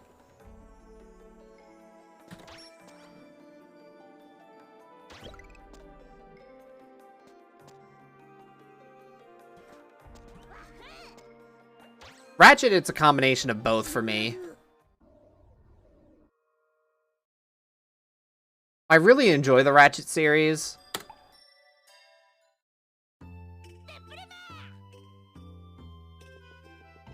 And the speedrun looks dope as hell. It's just hard. Because of the way movement tech works in Ratchet.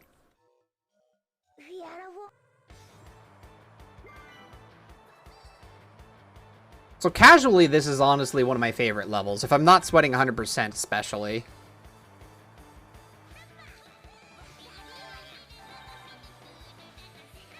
Certifiable banger going on right now.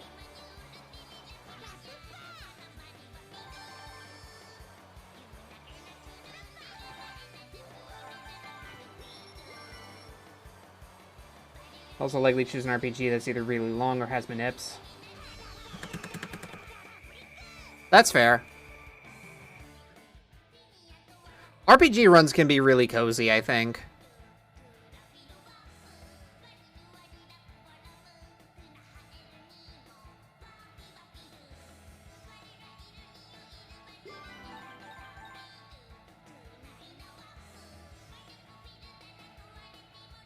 Also, like, one benefit of long speedruns is that a lot of them tend to be not so optimized that you're gonna be, like, daunted at, like, how much you have to learn in order to even have a remotely competitive time.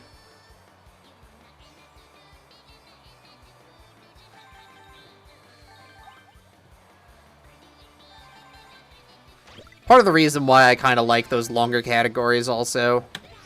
Like, if I were to play Jack 3, for instance, I'd probably do the no out of bounds route. Specifically because, like, that is not quite as intense, not quite as, I think it hits a nice middle ground length of not being so short that you're basically just doing, like, the end game and that's it, which is what any % hero mode kind of looks like. And it's also super optimized as a result of that.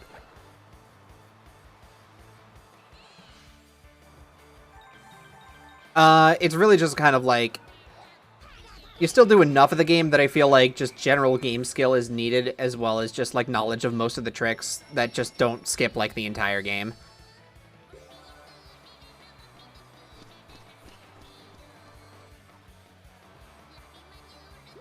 Yeah, the no out of bounds category is definitely the one I want to look at. And if I get really, really good at, if I get really decently competitive in that, I might actually look at all missions as well.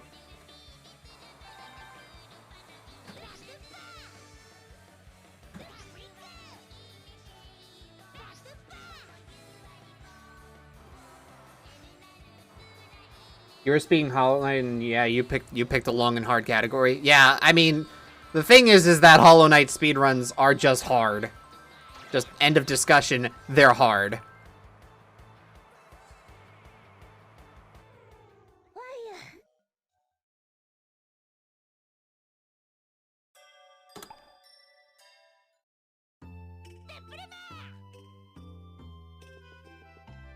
Hollow Knight's just a hard game. If you're going to try and do it fast, where you're going to have, like, less tools than what you would normally have casually, it's like, yeah, it's still going to be pretty brutal to get through it.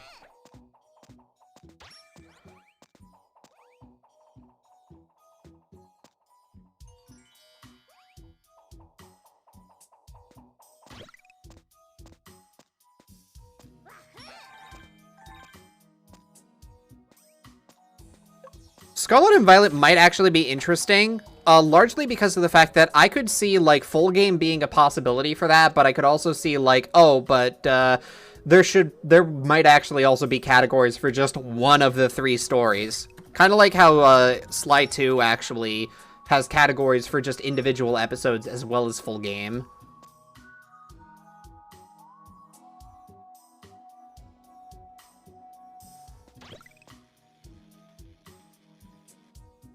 Yeah, I think that has the potential to be pretty neat.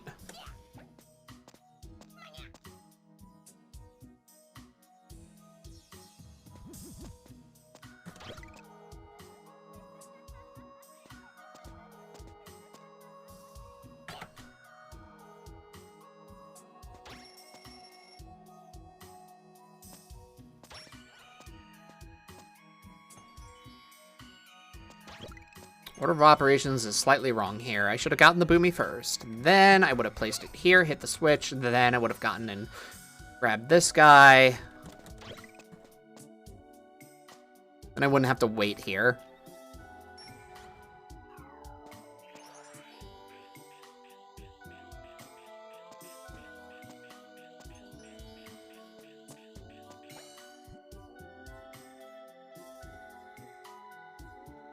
Down, get herbal.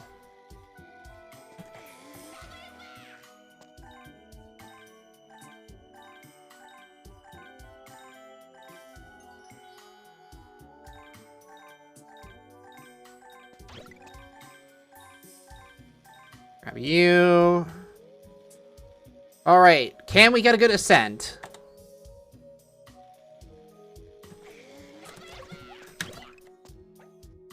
Fantastic start, she said sarcastically.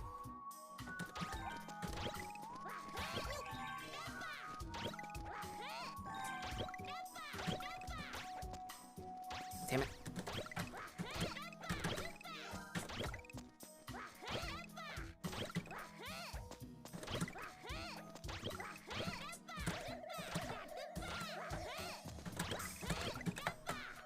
No, no, no, no!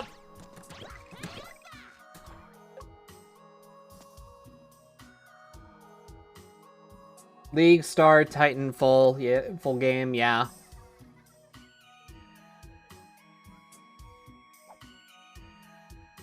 Plus plenty of room for category extensions. Open-ended games like that are really good for, like, meme runs. Like, first Terra encounter or whatever.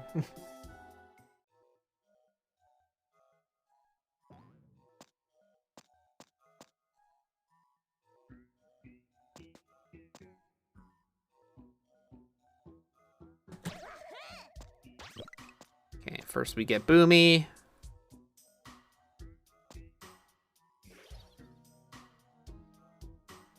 Food percent.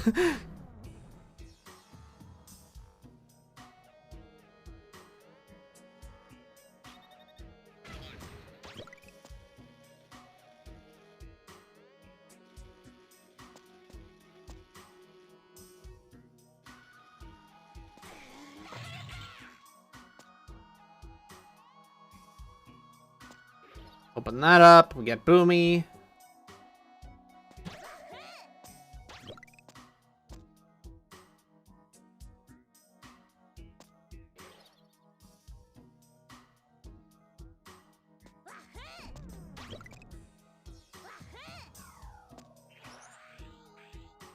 Grab this. Don't double jump. Grab Herbal.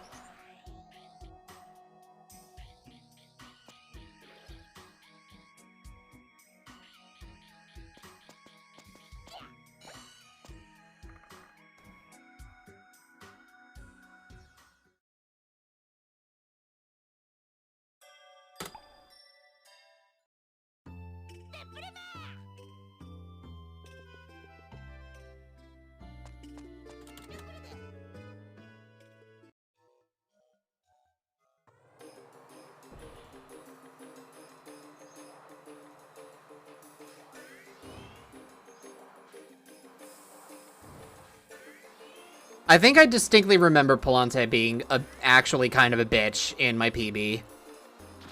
Giving me a really bad pattern.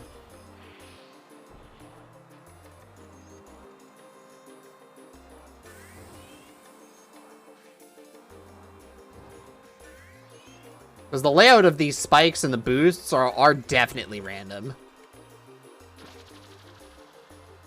It don't matter usually, but sometimes it'll just give you a rude one where it'll hit you. And if you get hit, you lose your boost.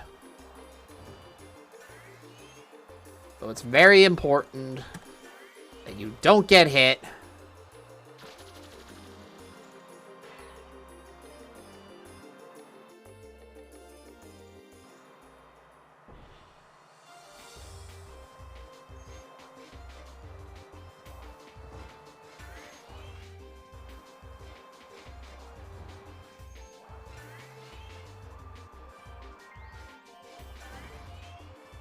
That was almost rude.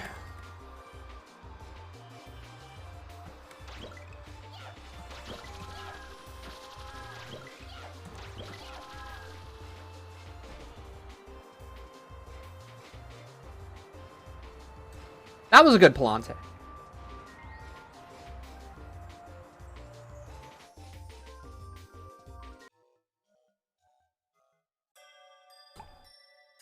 Dude, that one was green. Now we're entering the end game.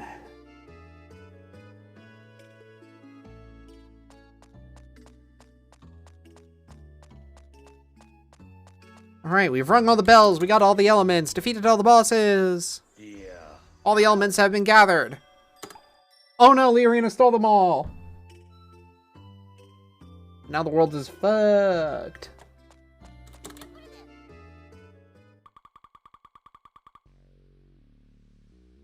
Back here.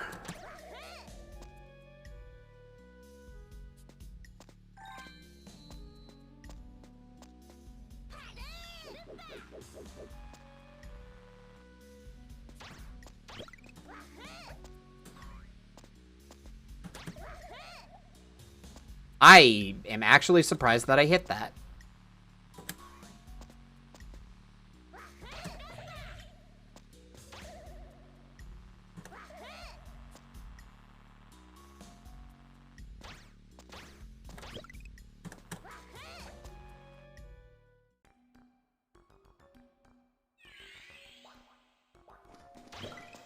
Toxic Mist.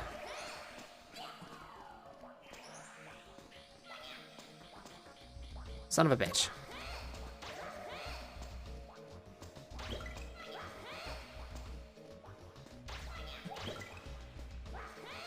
Sloppy.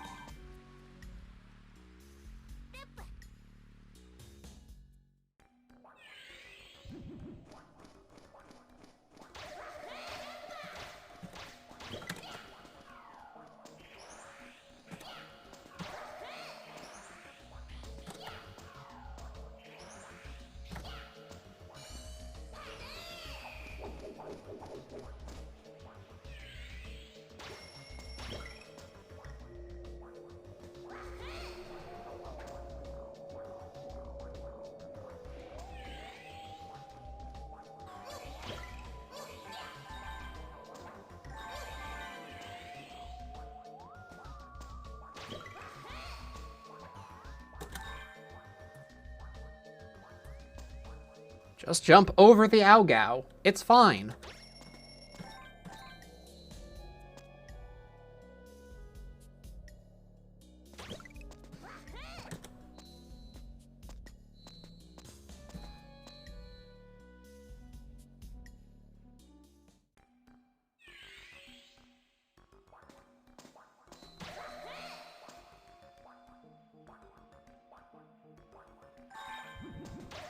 Gotta remember to hit that. Otherwise, these moves don't spawn. I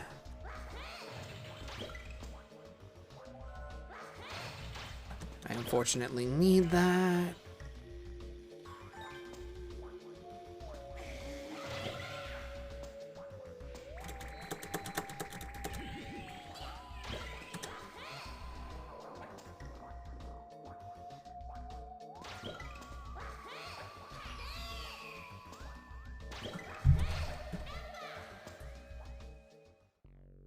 Hey, we're out of the poo gas.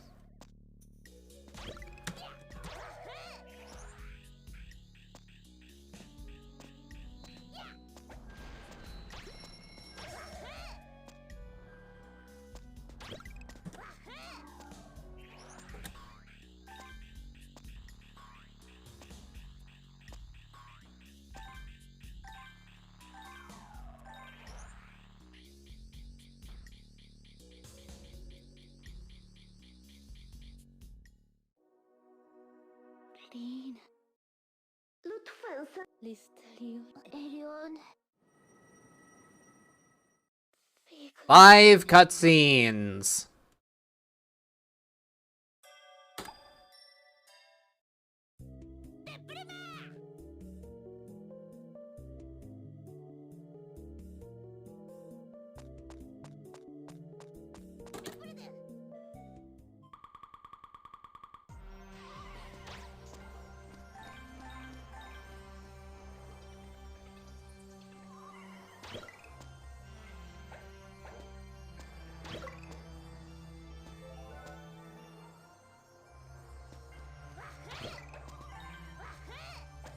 Dark Sea, I actually feel as if is, like, mostly a breather level in this endgame. Because I think what follows it and what comes before it is actually harder. Oh, it pops. That's unfortunate.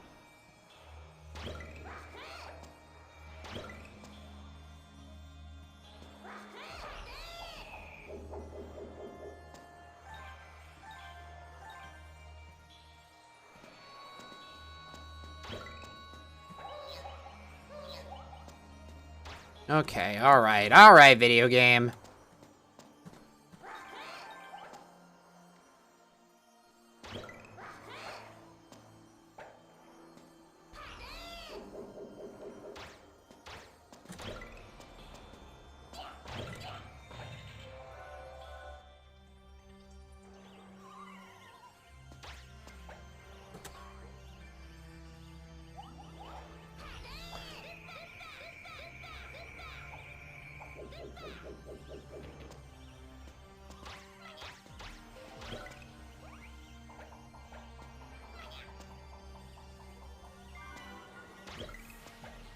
Eh!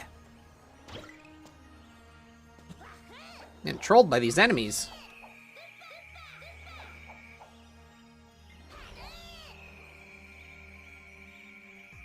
What happened there?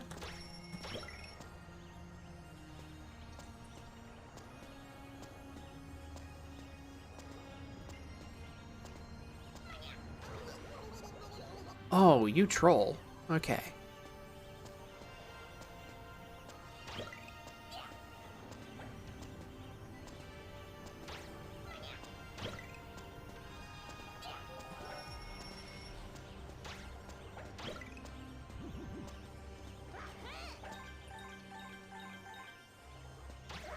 Just didn't use that second cannon. I'm just like, huh? That could happen? Got a lot of weird stuff happening in this. I don't know what I'm doing. Literally just damage boost this.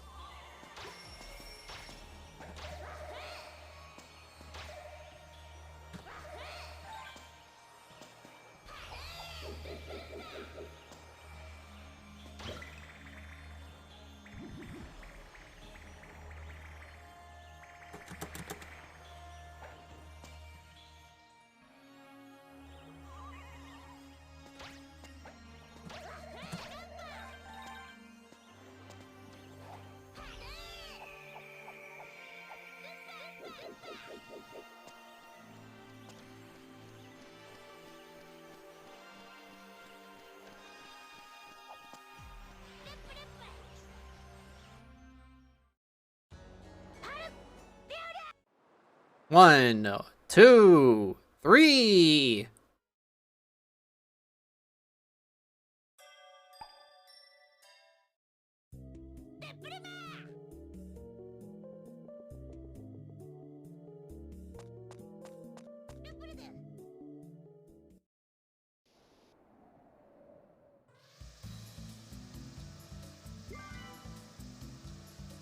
If by some miracle in Arc 2, I managed to get triple engine skip this run, I'm pretty sure I'm still red by a lot.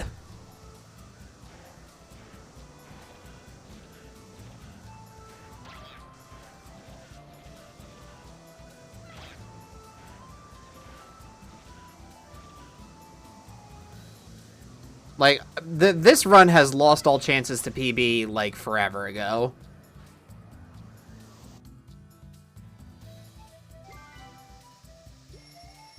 But need to refamiliarize myself with the game.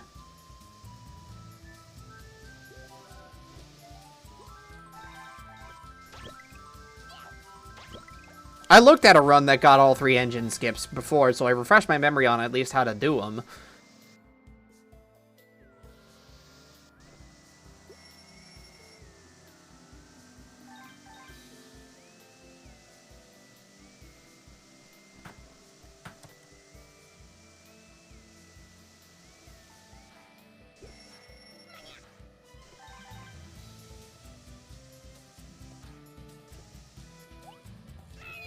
Oh.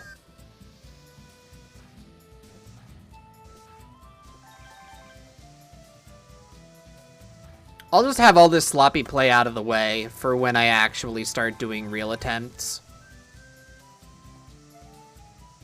Of course, that's not happening today. Honestly, after this run, I'm probably switching gears to Splatoon.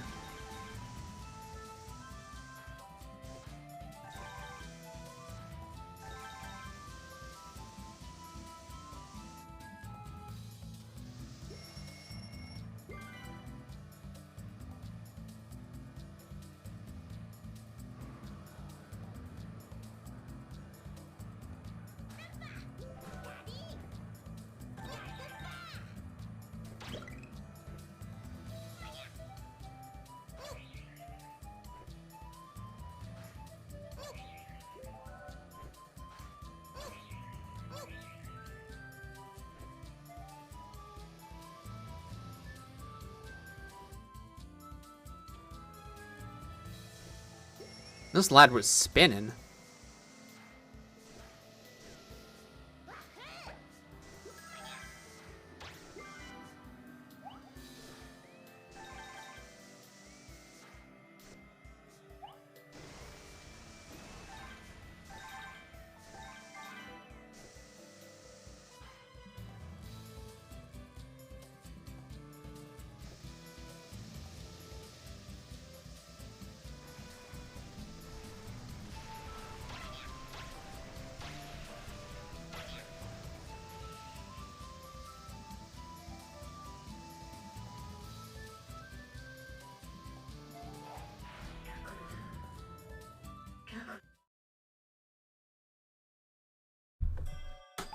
The one cutscene in the game that I do not ever fast skip, because if you do, you get the vision clear.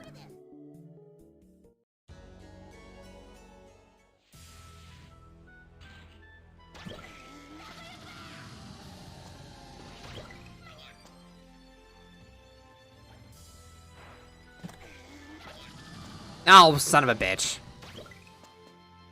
Okay, she landed in a no-K spot, so it's fine. This wasn't ideal.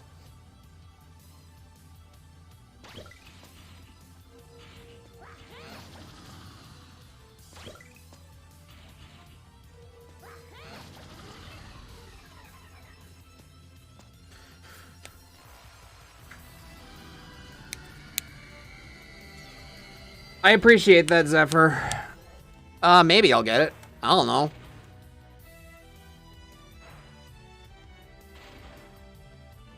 Give me the Herbil. Don't fucking sit on me.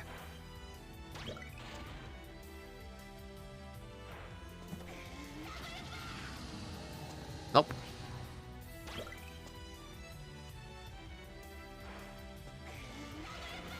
Oh, I missed! Alright, well, this fight sucks. Oh, this fight sucks. Oh, this is bad. Oh, this is a bad Cursed Lee arena. Rancid.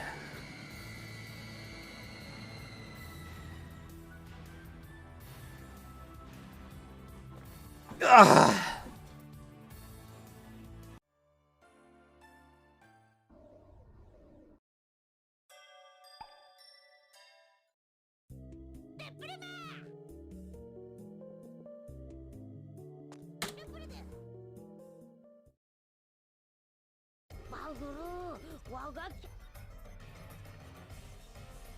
All right.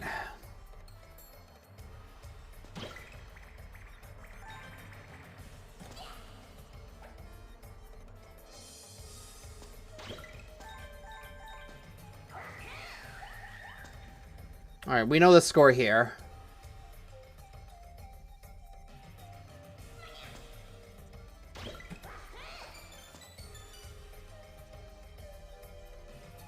Now, the one trouble with engine skips is the fact that I just have so much goddamn health.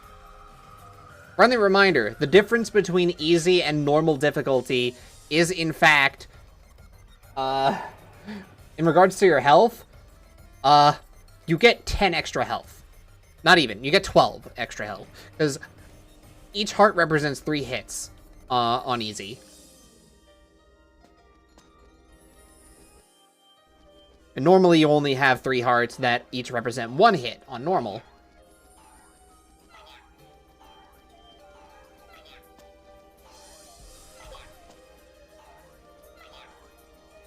Well, this right here is what easy mode loses you time to. It's this first engine skip specifically. The other two, it's actually pretty easy to drain your health. Otherwise.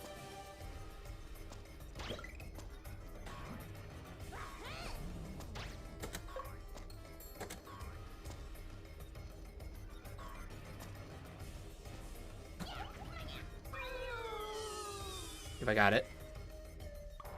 Yes. That's 1 down. It was janky, but we got it. I always forget.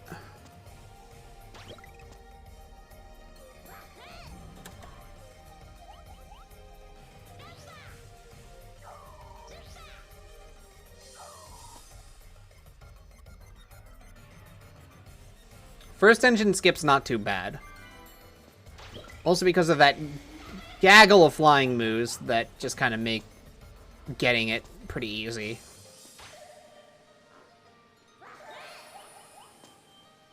Don't fall into the Sunny D.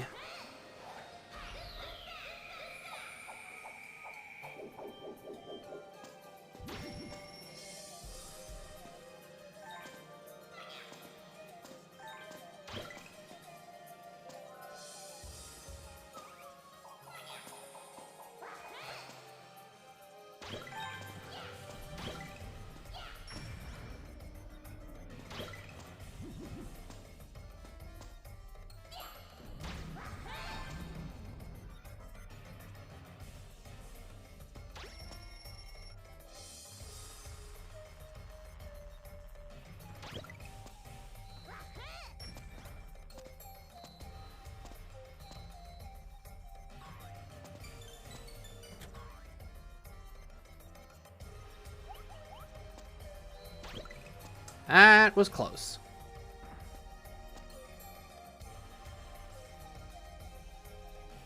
I'm not draining my health as efficiently as I'd like.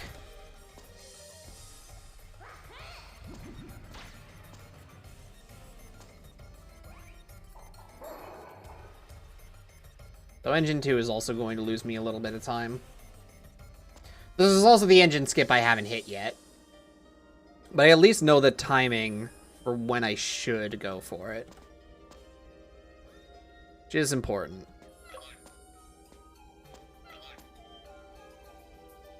The other thing that kind of sucks about easy mode is that when you do want to drain your health, you have so many iframes compared to normal.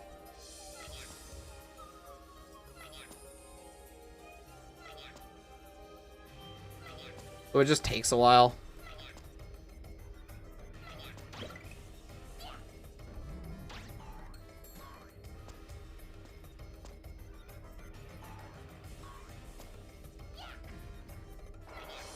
Nope. That's not gonna get it. Oh, it's too late. We weren't getting triple engine skip anyway.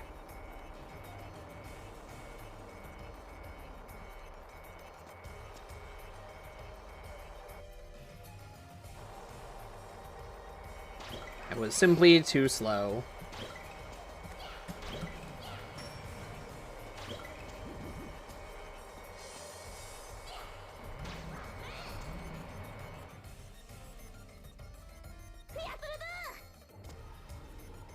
And this is the part that makes it completely trivial to drain your health before the third engine. This auto-scroller right here.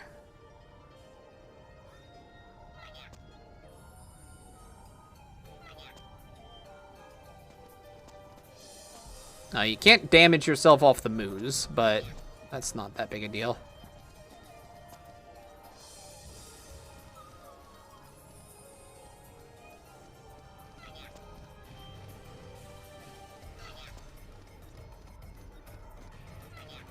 This one you can damage yourself off of, just not the other ones.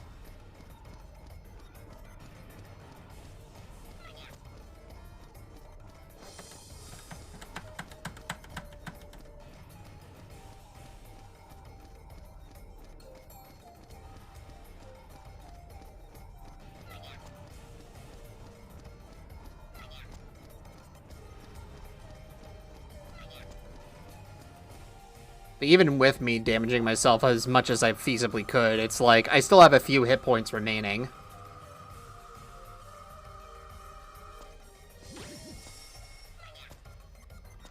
You really have to actively try to... Yep. Fuck that up. Got to hover there.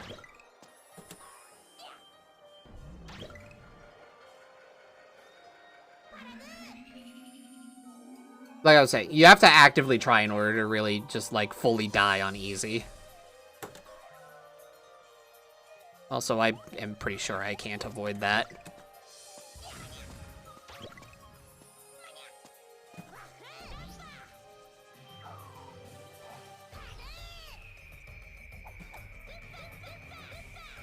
Still, we're keeping our health relatively low.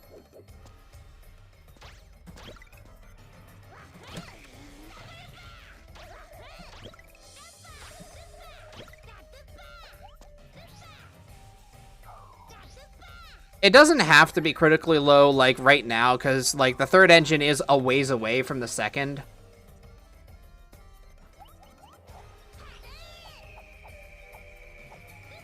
But still, 15 hit points.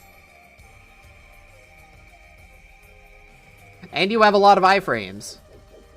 In my opinion, that means it is extremely important that you drain that health as fast as possible.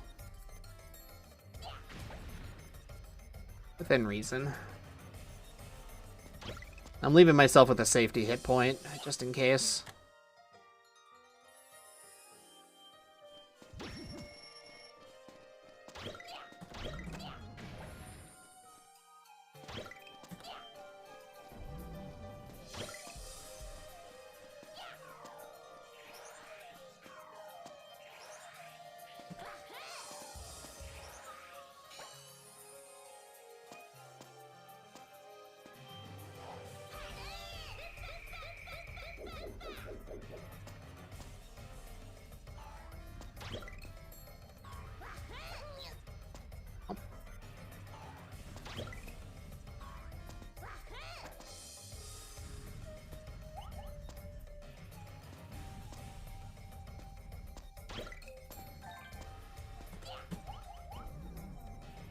And then I fucked it up.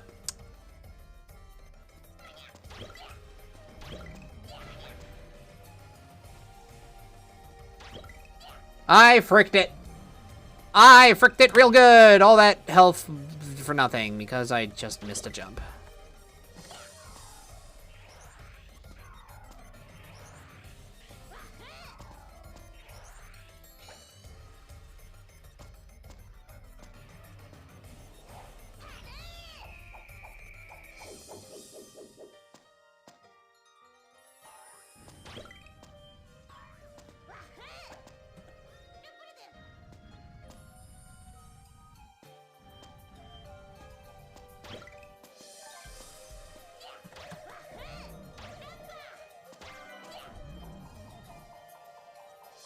Alright, now we're gonna have to do a slow health drain.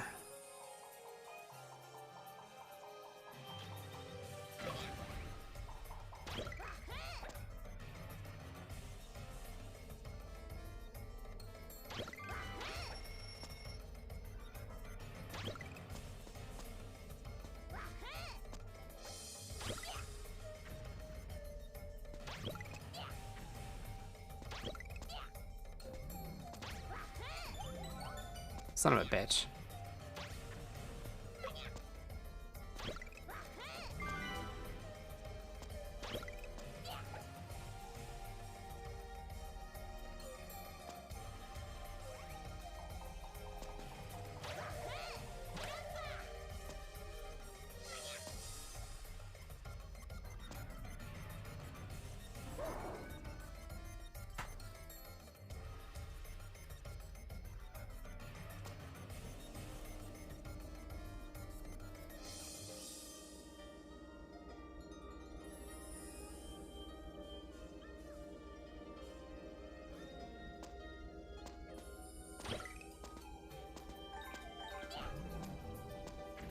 What am I doing?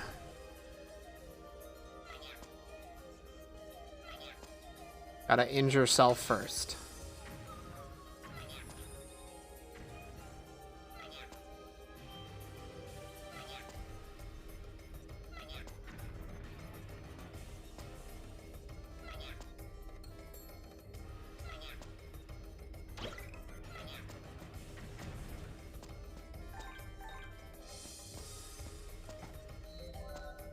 Son of a bitch. Forgot about that.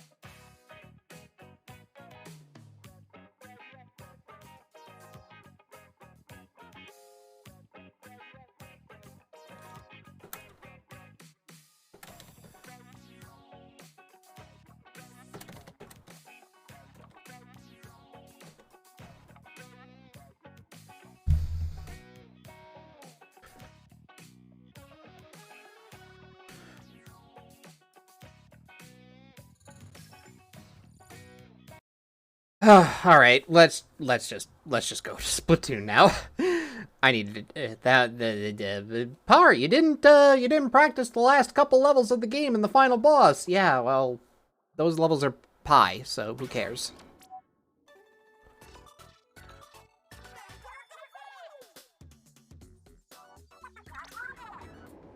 listen up, it's going down. I'm going into the lobby and figuring out what the hell I'm doing.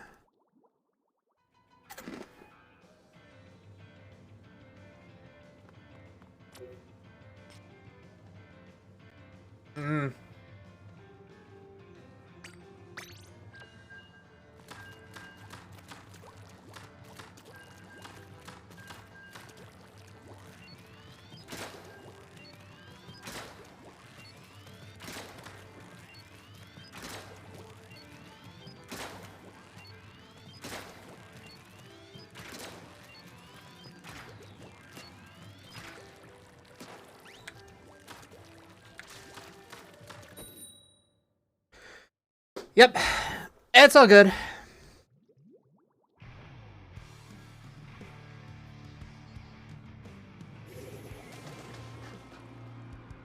Play some Stringer and unwind.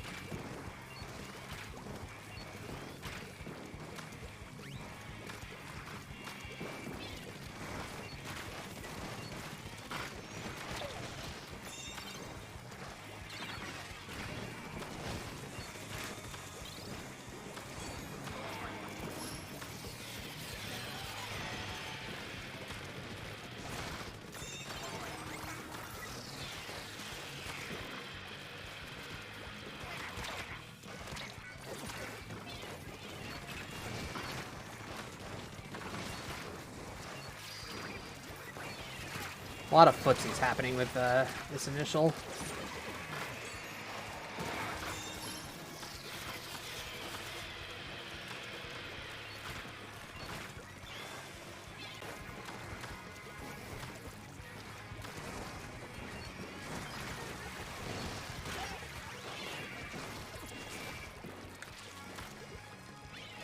All right, gotta move back now. Fish is dead.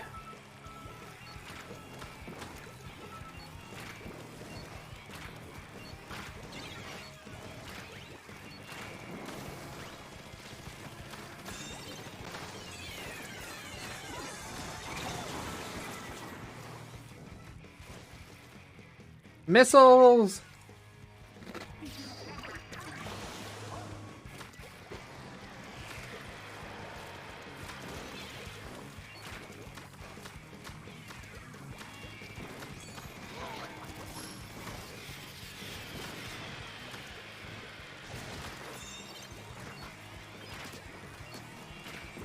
Oh, that trigger's so weak.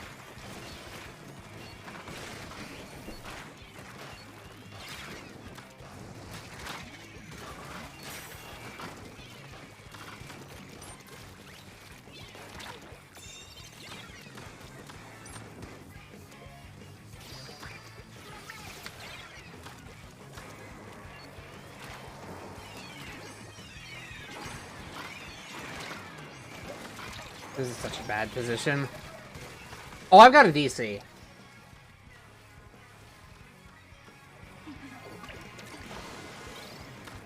Well, that's unfortunate.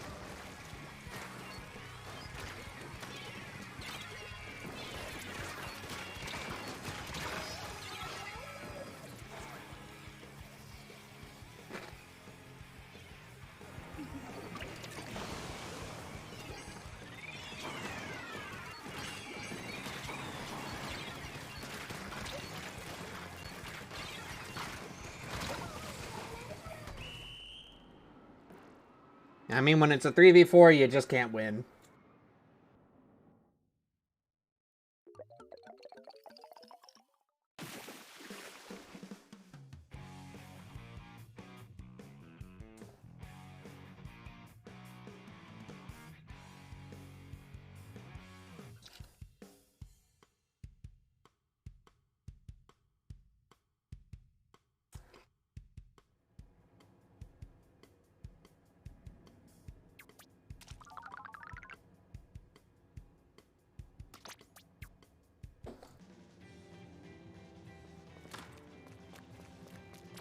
Quite unfortunate.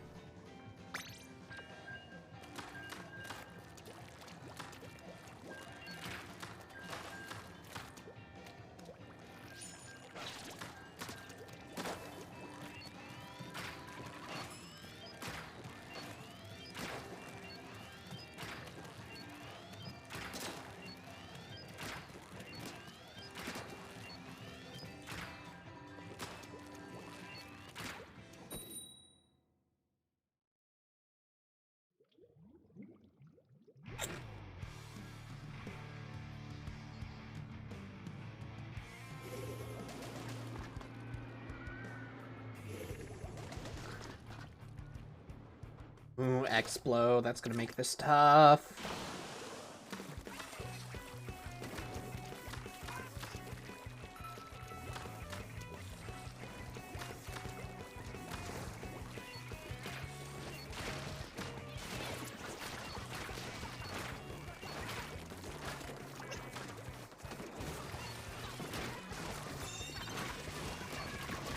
Rollers have a one-track mind, I swear.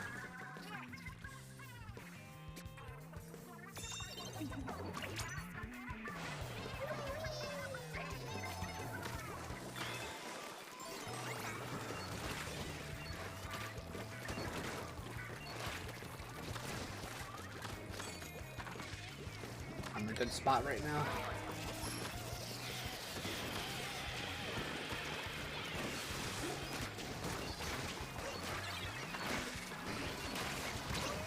How are you still alive? I thought I had gotten 100 damage on you, but apparently not.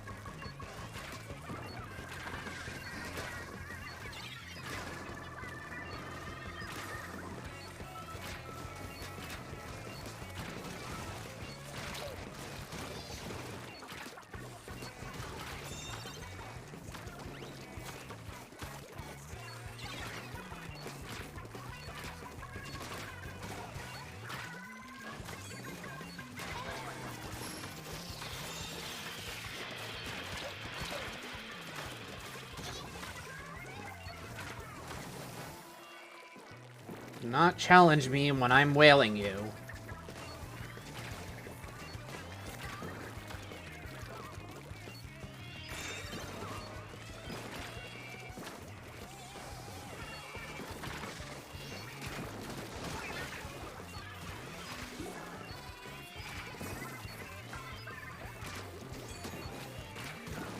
Away. Sit the fuck down.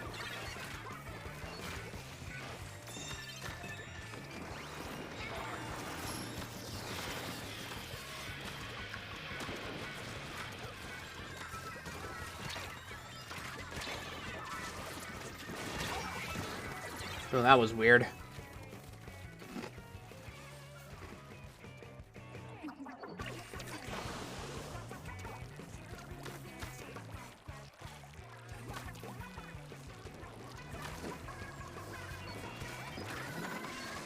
Okay.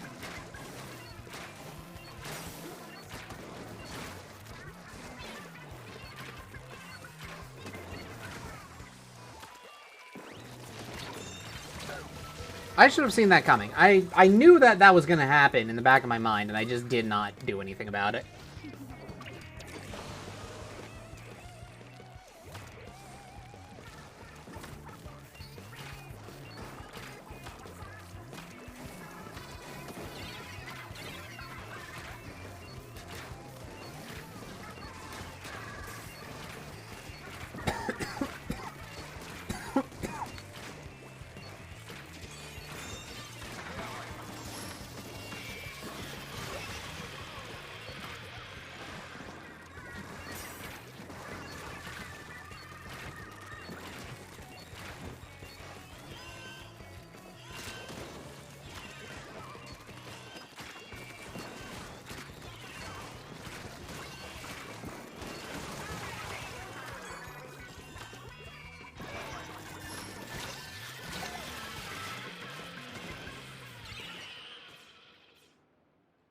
Almost. Almost ran that back.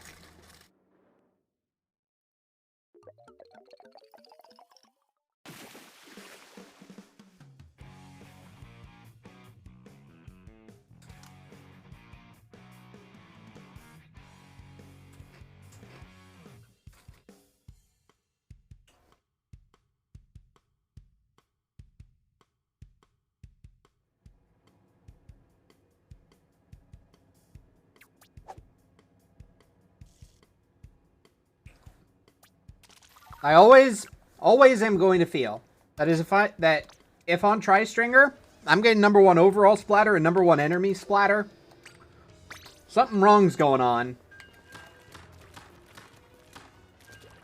This weapon can kill. But man, it's not easy to do so in the chaos of a match. And especially not on a map like that, where honestly I'd probably be better off playing Splatling.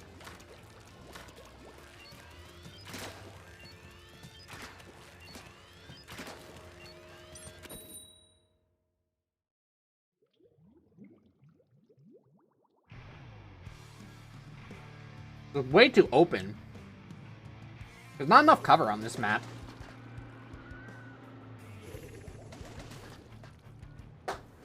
Right, well. Here's to this L. Well, we're gonna try and make it work.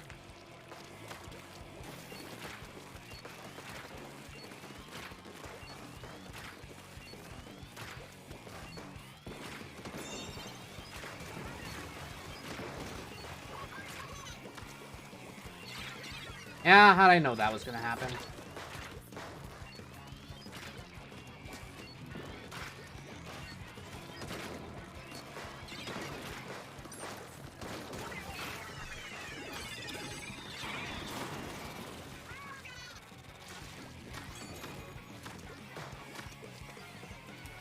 On the wall, you dingus.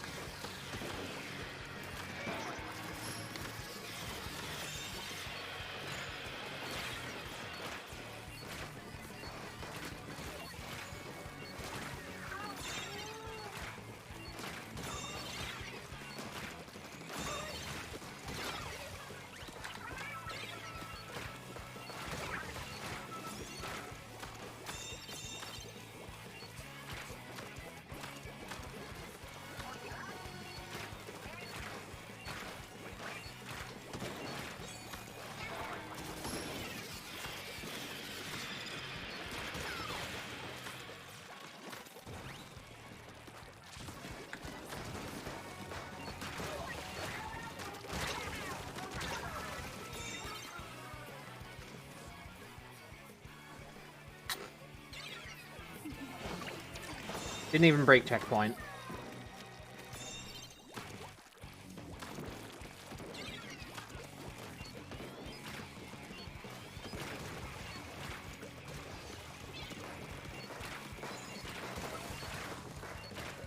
Okay.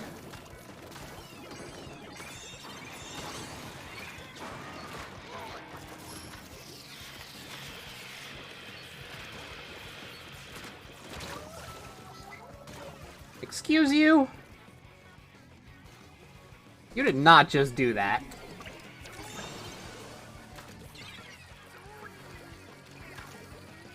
I was moving pretty slowly, but, I mean, even still. Jeez. D-Leader's a gamer, I guess. I legitimately don't know what this rapid is doing. Hello.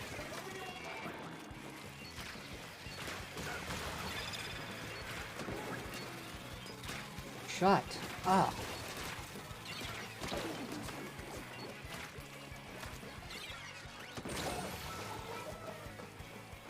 How did they get that shot? What?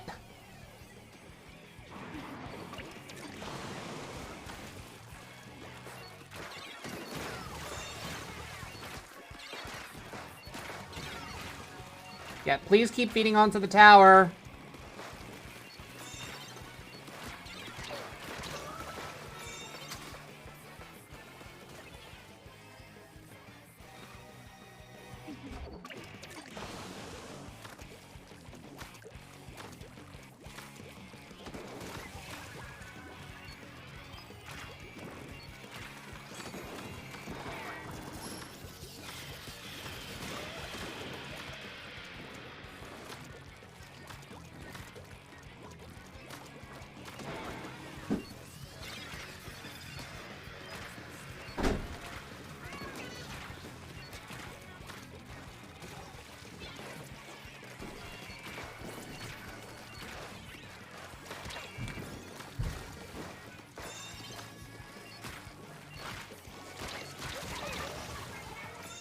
Ay, ay, ay.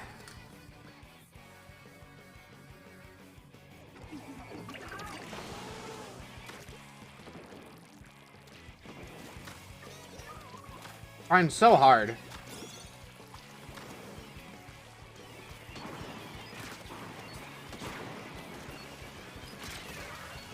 You guys are sitting ducks. They're largely sitting ducks, but I have a team that can't fight. It's like, okay, I'm supporting 2 arrow sprays that they can't fight, and a Clash that can't kill quickly.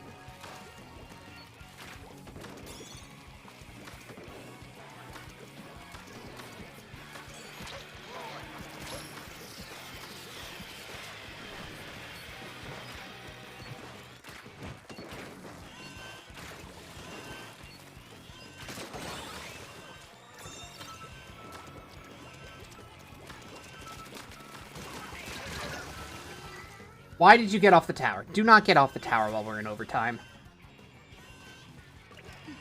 Also, so much for those,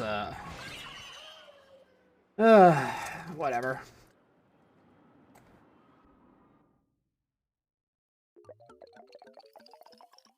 I'm gonna look at the scoreboard for this match, and I'm gonna have seasonal depression over it.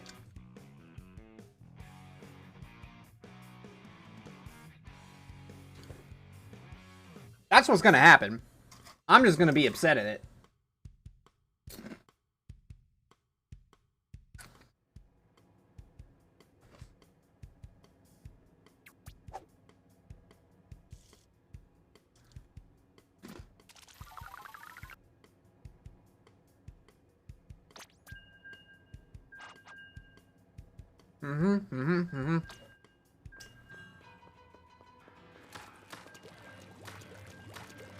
Well, Clash was apparently awake. I was wondering if the arrow sprays were going to leave or not, and it appears the answer is no.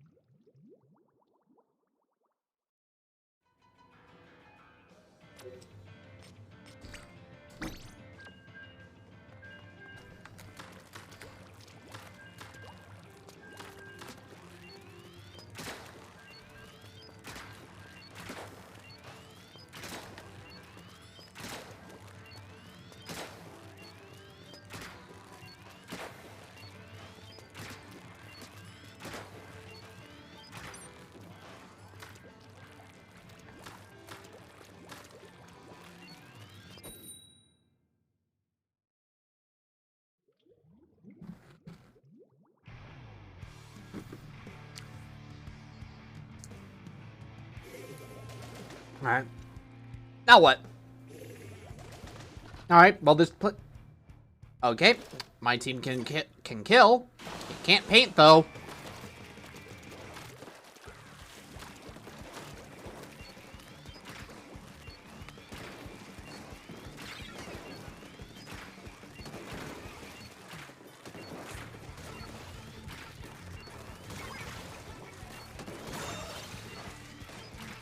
Leader, why did you drop?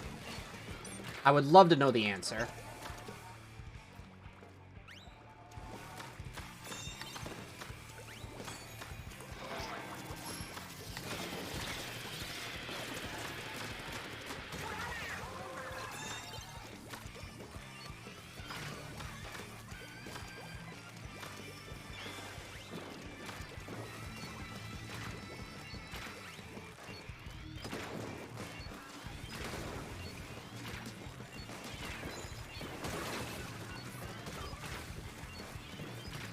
Okay, this push is dead.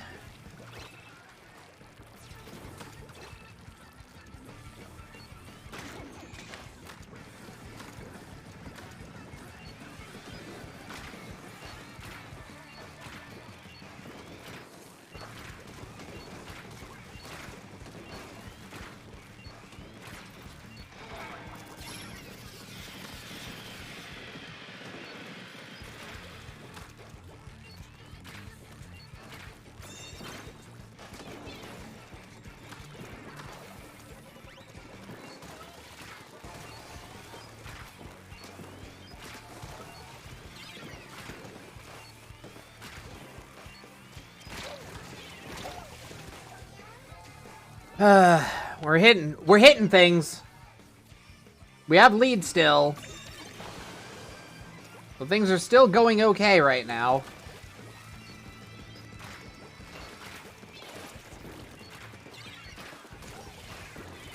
I always fucking saw something.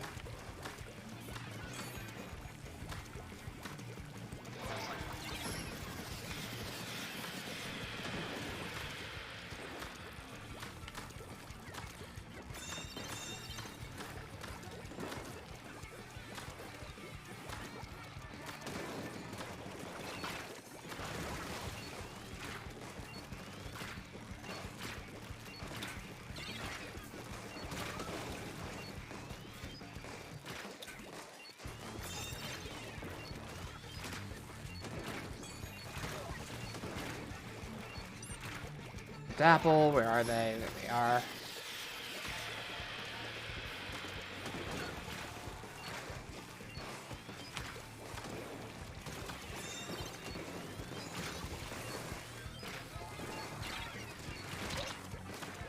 Oh, Explo got me. Okay.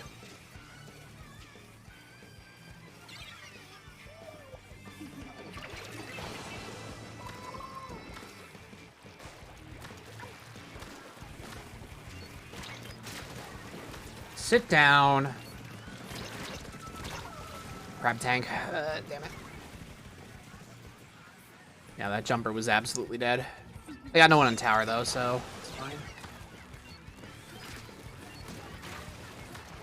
Ay, ay, ay.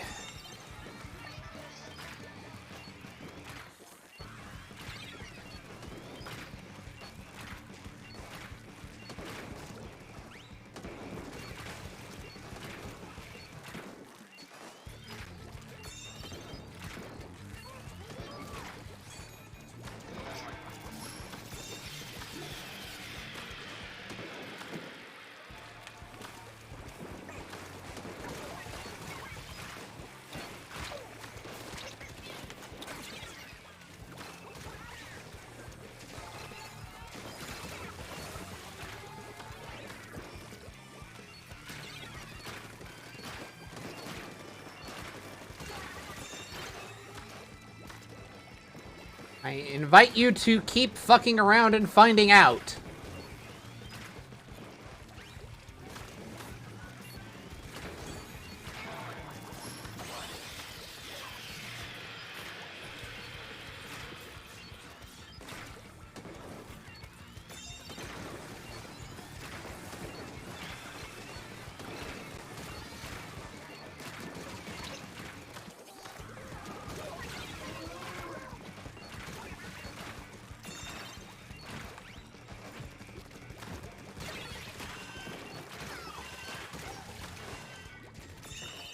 Easy game.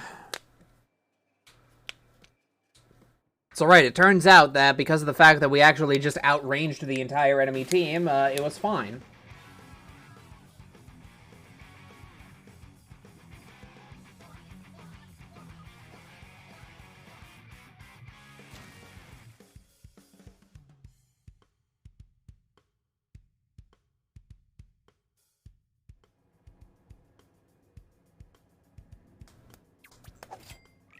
There we go.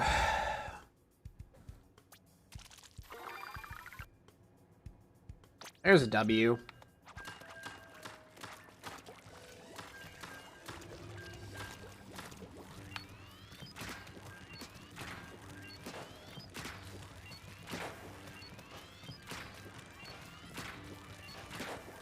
On a new team. All right.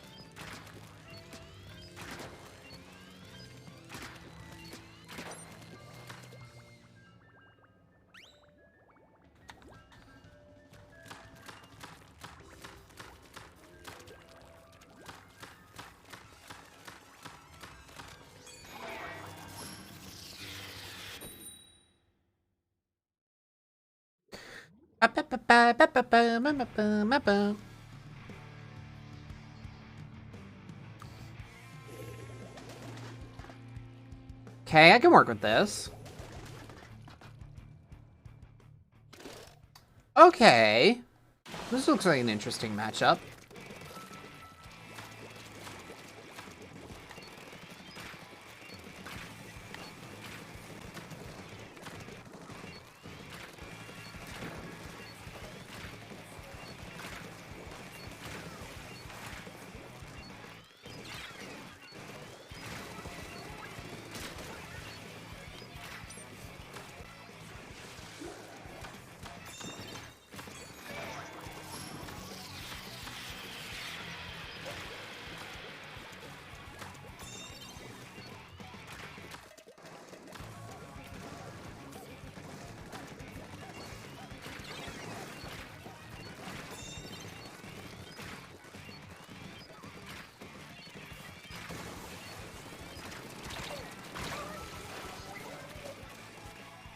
That was extremely risky of that Splatling.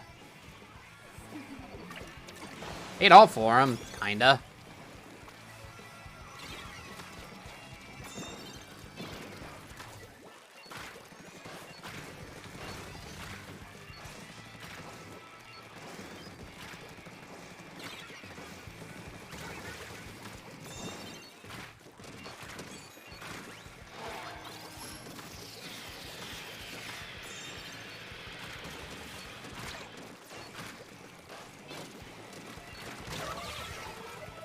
Damn it.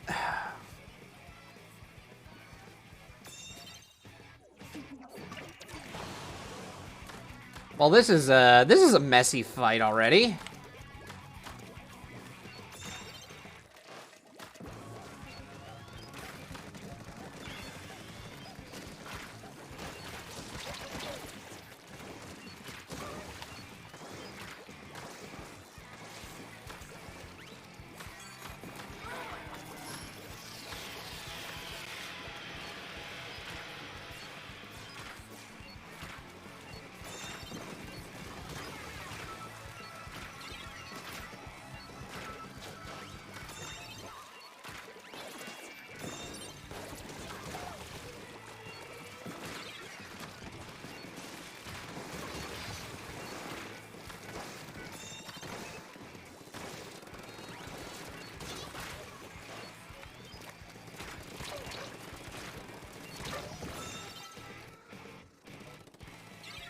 Get a beat on them. This push is still going. I think it's done now, finally. Oh, going a while. Yeah, I don't know what you were accomplishing with that wave breaker.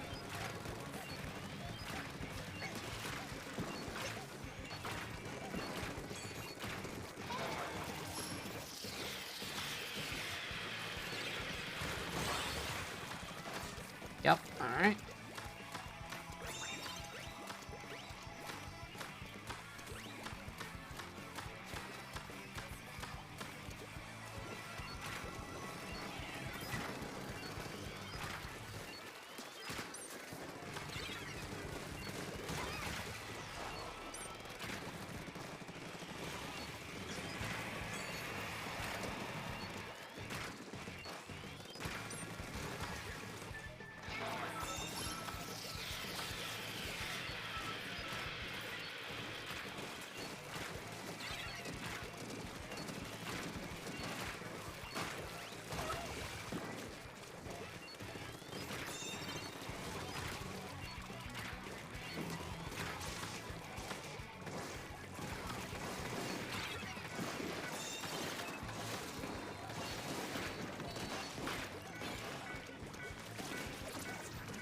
Oh!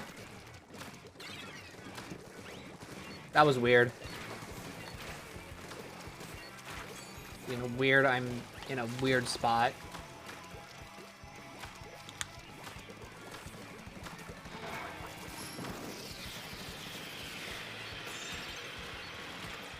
Not the best whale. Kind of worked.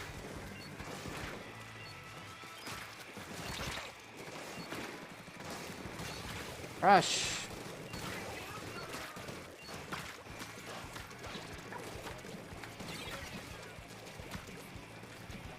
I'll move back. I'm almost the last one alive.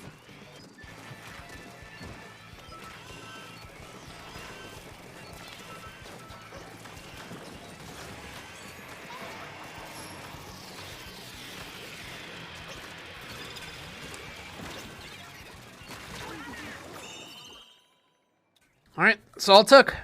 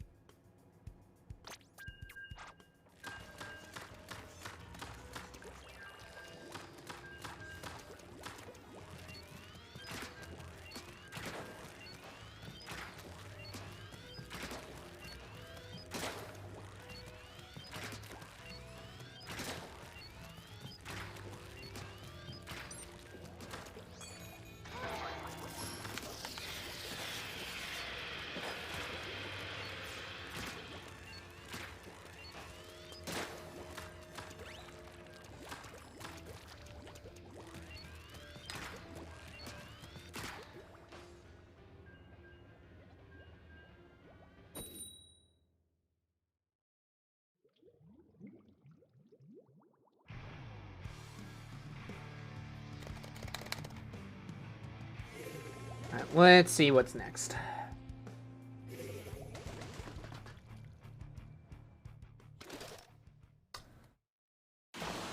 This team is going to regret queuing up against a stringer.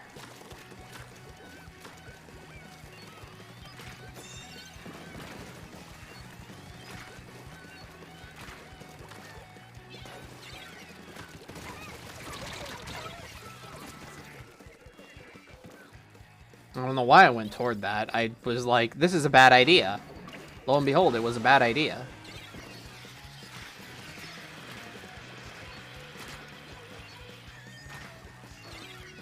Still,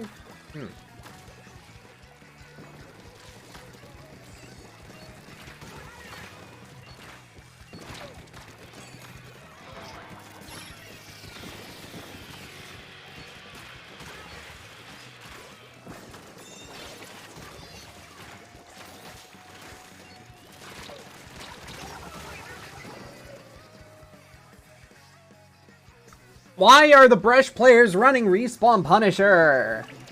Oh my god.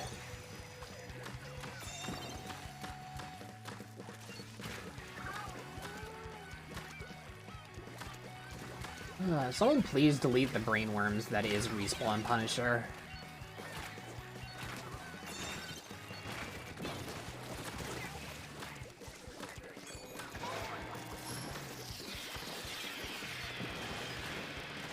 More.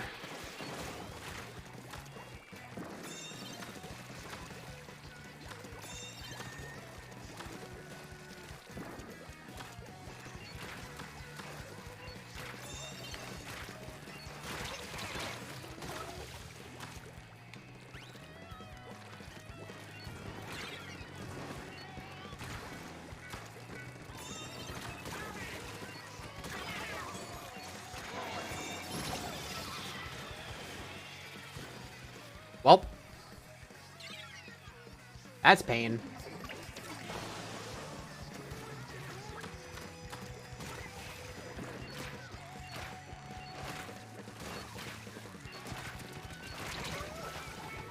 That's also pain. I don't know why I was standing there. That was dumb.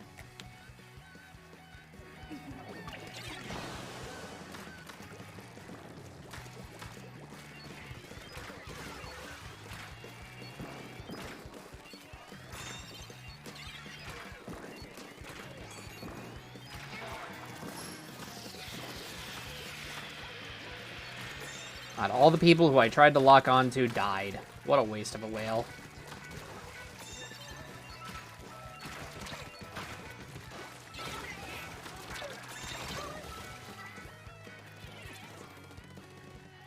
The delayed deaths on, God, buddy, you have, like, way more than enough run speed.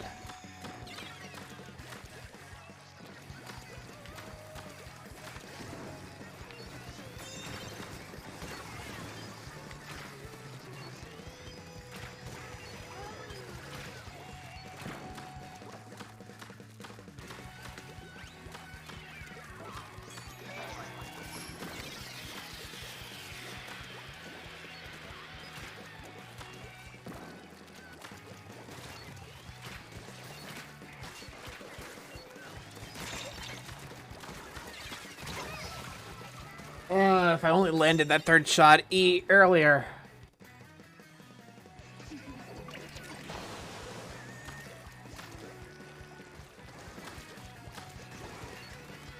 I mean, I would just personally prefer it if no one was running Respawn Punisher, because it's annoying, and it doesn't actually, like, help. It's just a win more.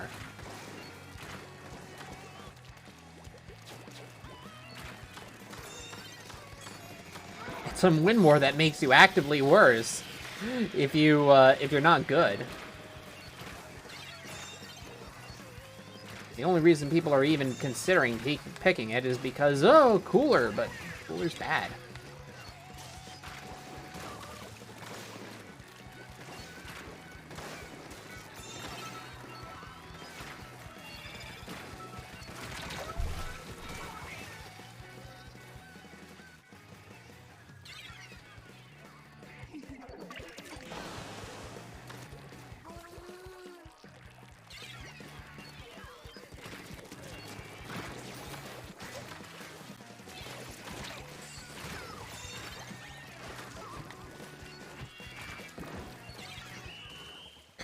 Yep.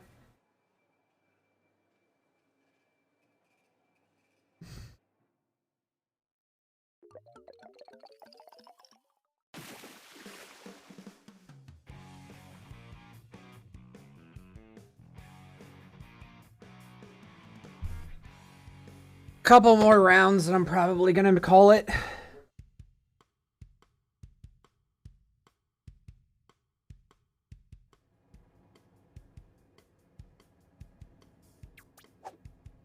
You're gonna be at work on Charger just because of the fact that you're, like, you're usually hanging pretty far back. But, like, Charger E-Leader, that's basically all I'd ever want to see it on. Otherwise, just, no, please keep it away.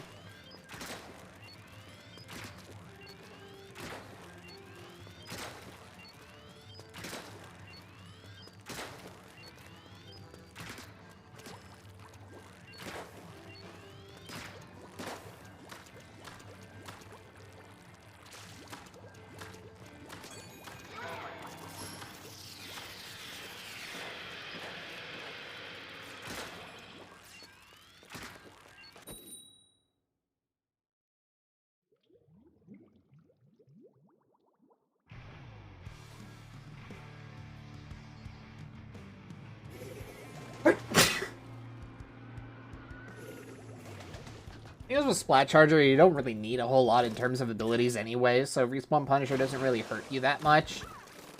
Unless you're feeding. Then it hurts a lot. But if you're feeding on Charger, you probably shouldn't be playing Charger.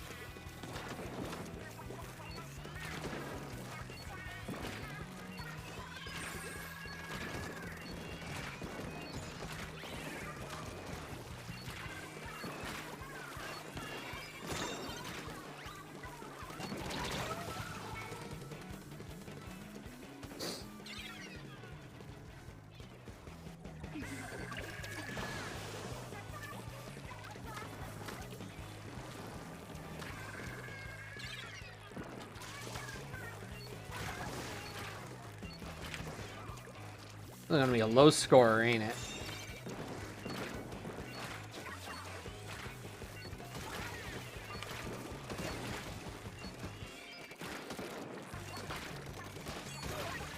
Nice.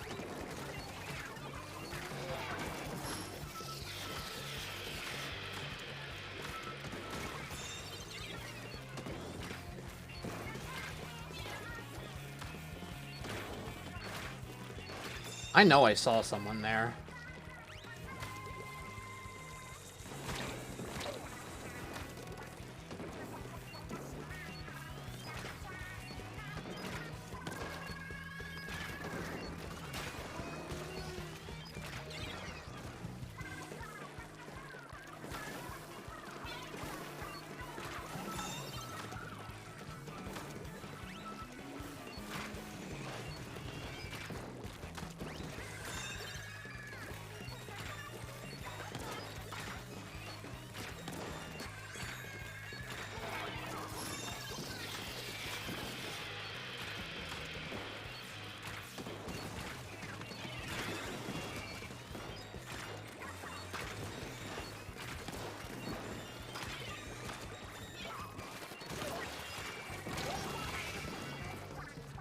Did a little tower dance, got up to 52.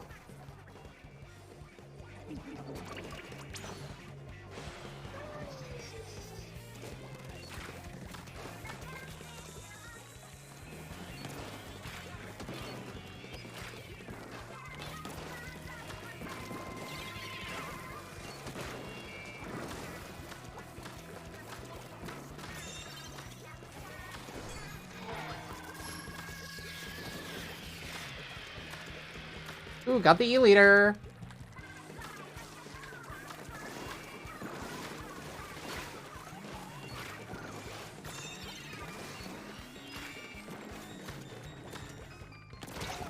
Damn it, Group Taber.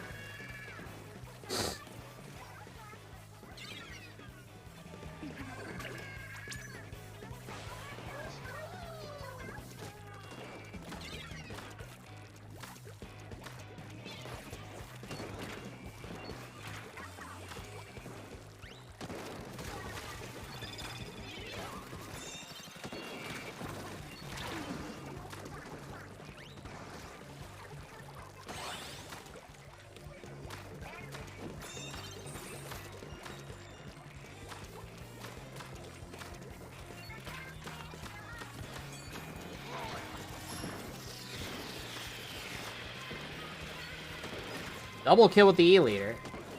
With the whale, rather. Okay, and they're wiped.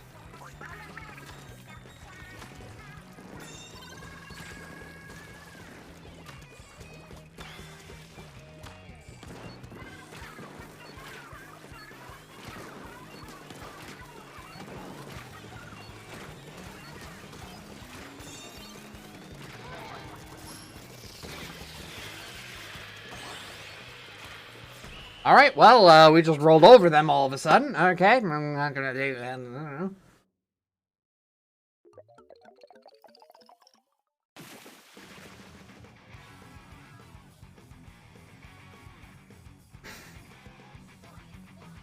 They were shooting at me a lot during that game, too.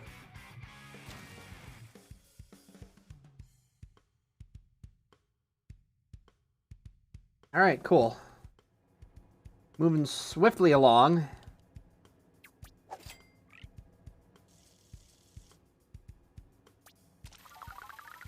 As long as you recognize that it's copium, because that weapon is not good. If you want missile spam, but an actual main weapon, literally just play Flingza.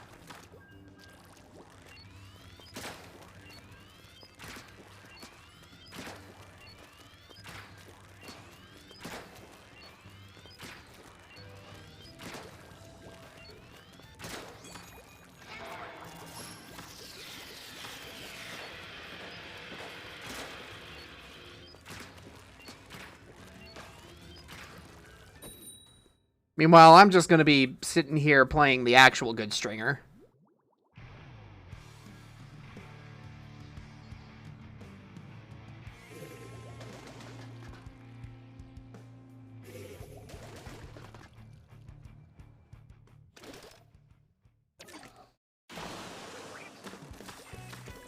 I mean, yes, it can turf. It can't do anything else, though.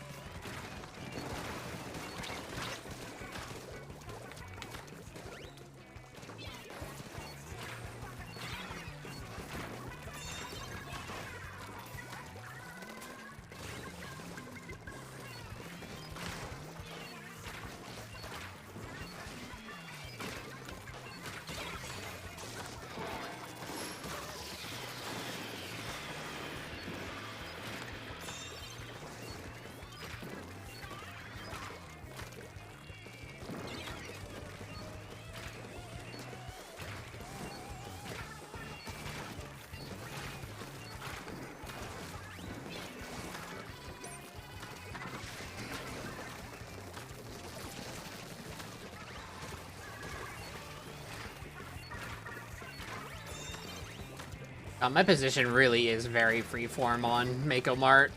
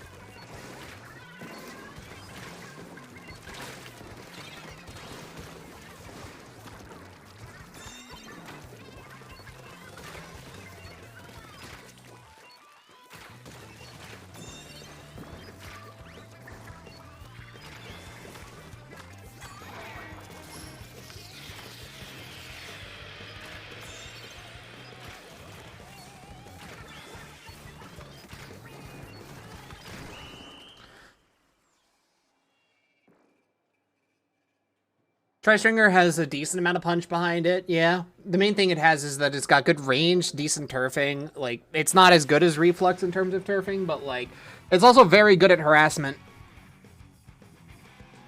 The fact that it's just so good at, like, just trapping people between mist and the explosive shots is just really nice. And the fact that it can shoot around cover. Like, you see me doing that constantly. Like, the fact that I can just shoot around cover no problem and harass anyone that is in my range but behind something is, like, so good. That is the entire reason you pick Tri-Stringer. You might have noticed that that last bit about the cover, Reflux can't do that because it doesn't have explosive shots.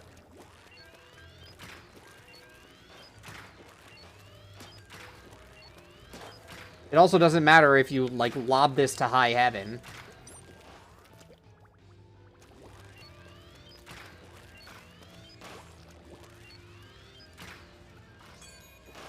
But at the end of the day...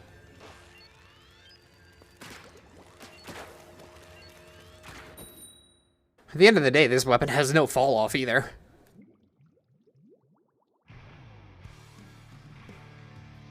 It's just annoying because it has missiles. That's it. But any other special, it would be a literal whatever.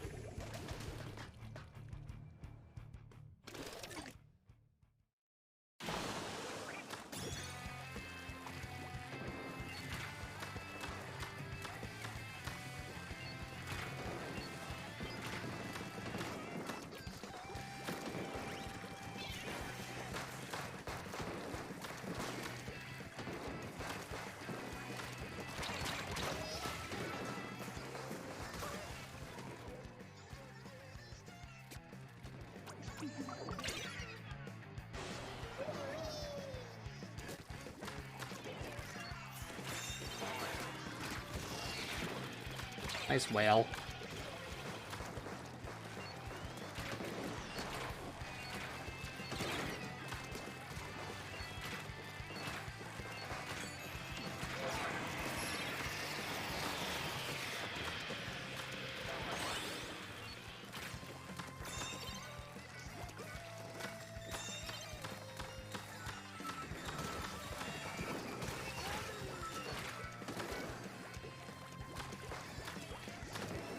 Don't like this.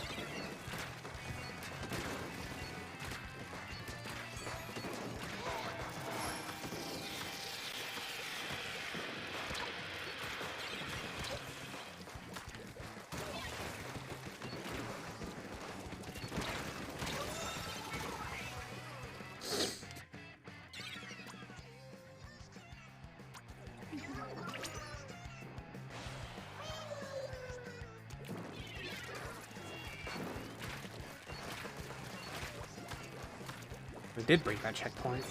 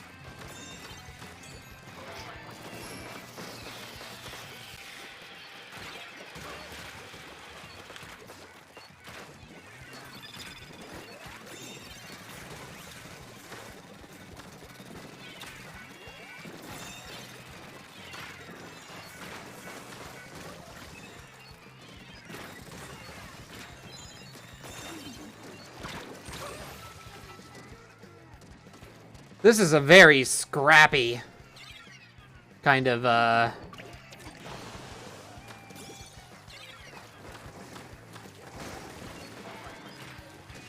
match.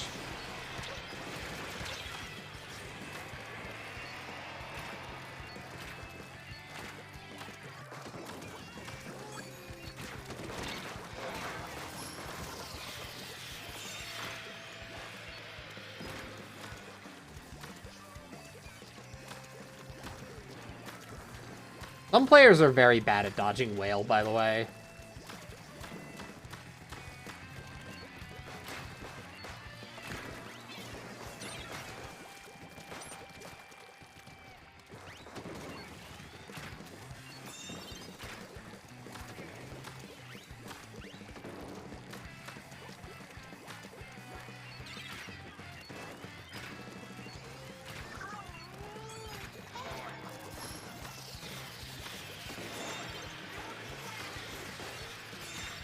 Like, I seem to get this E-liter every single time I pop mine, for instance.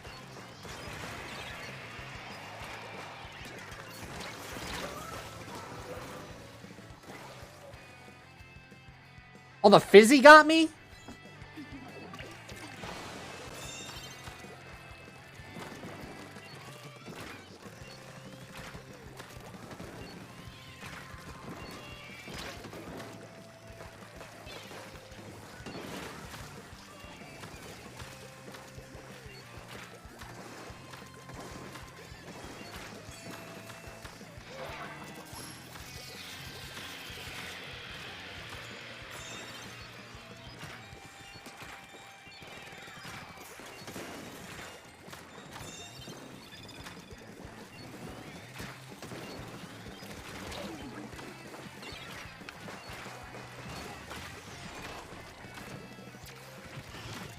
Yep.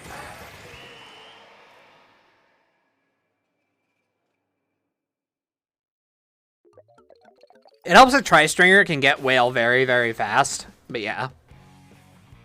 I mean, that is probably a fine enough time to call it for now. Nearly 3 hours of streaming, 2 hours of attempts, and then just a little bit of Splatoon to cool down.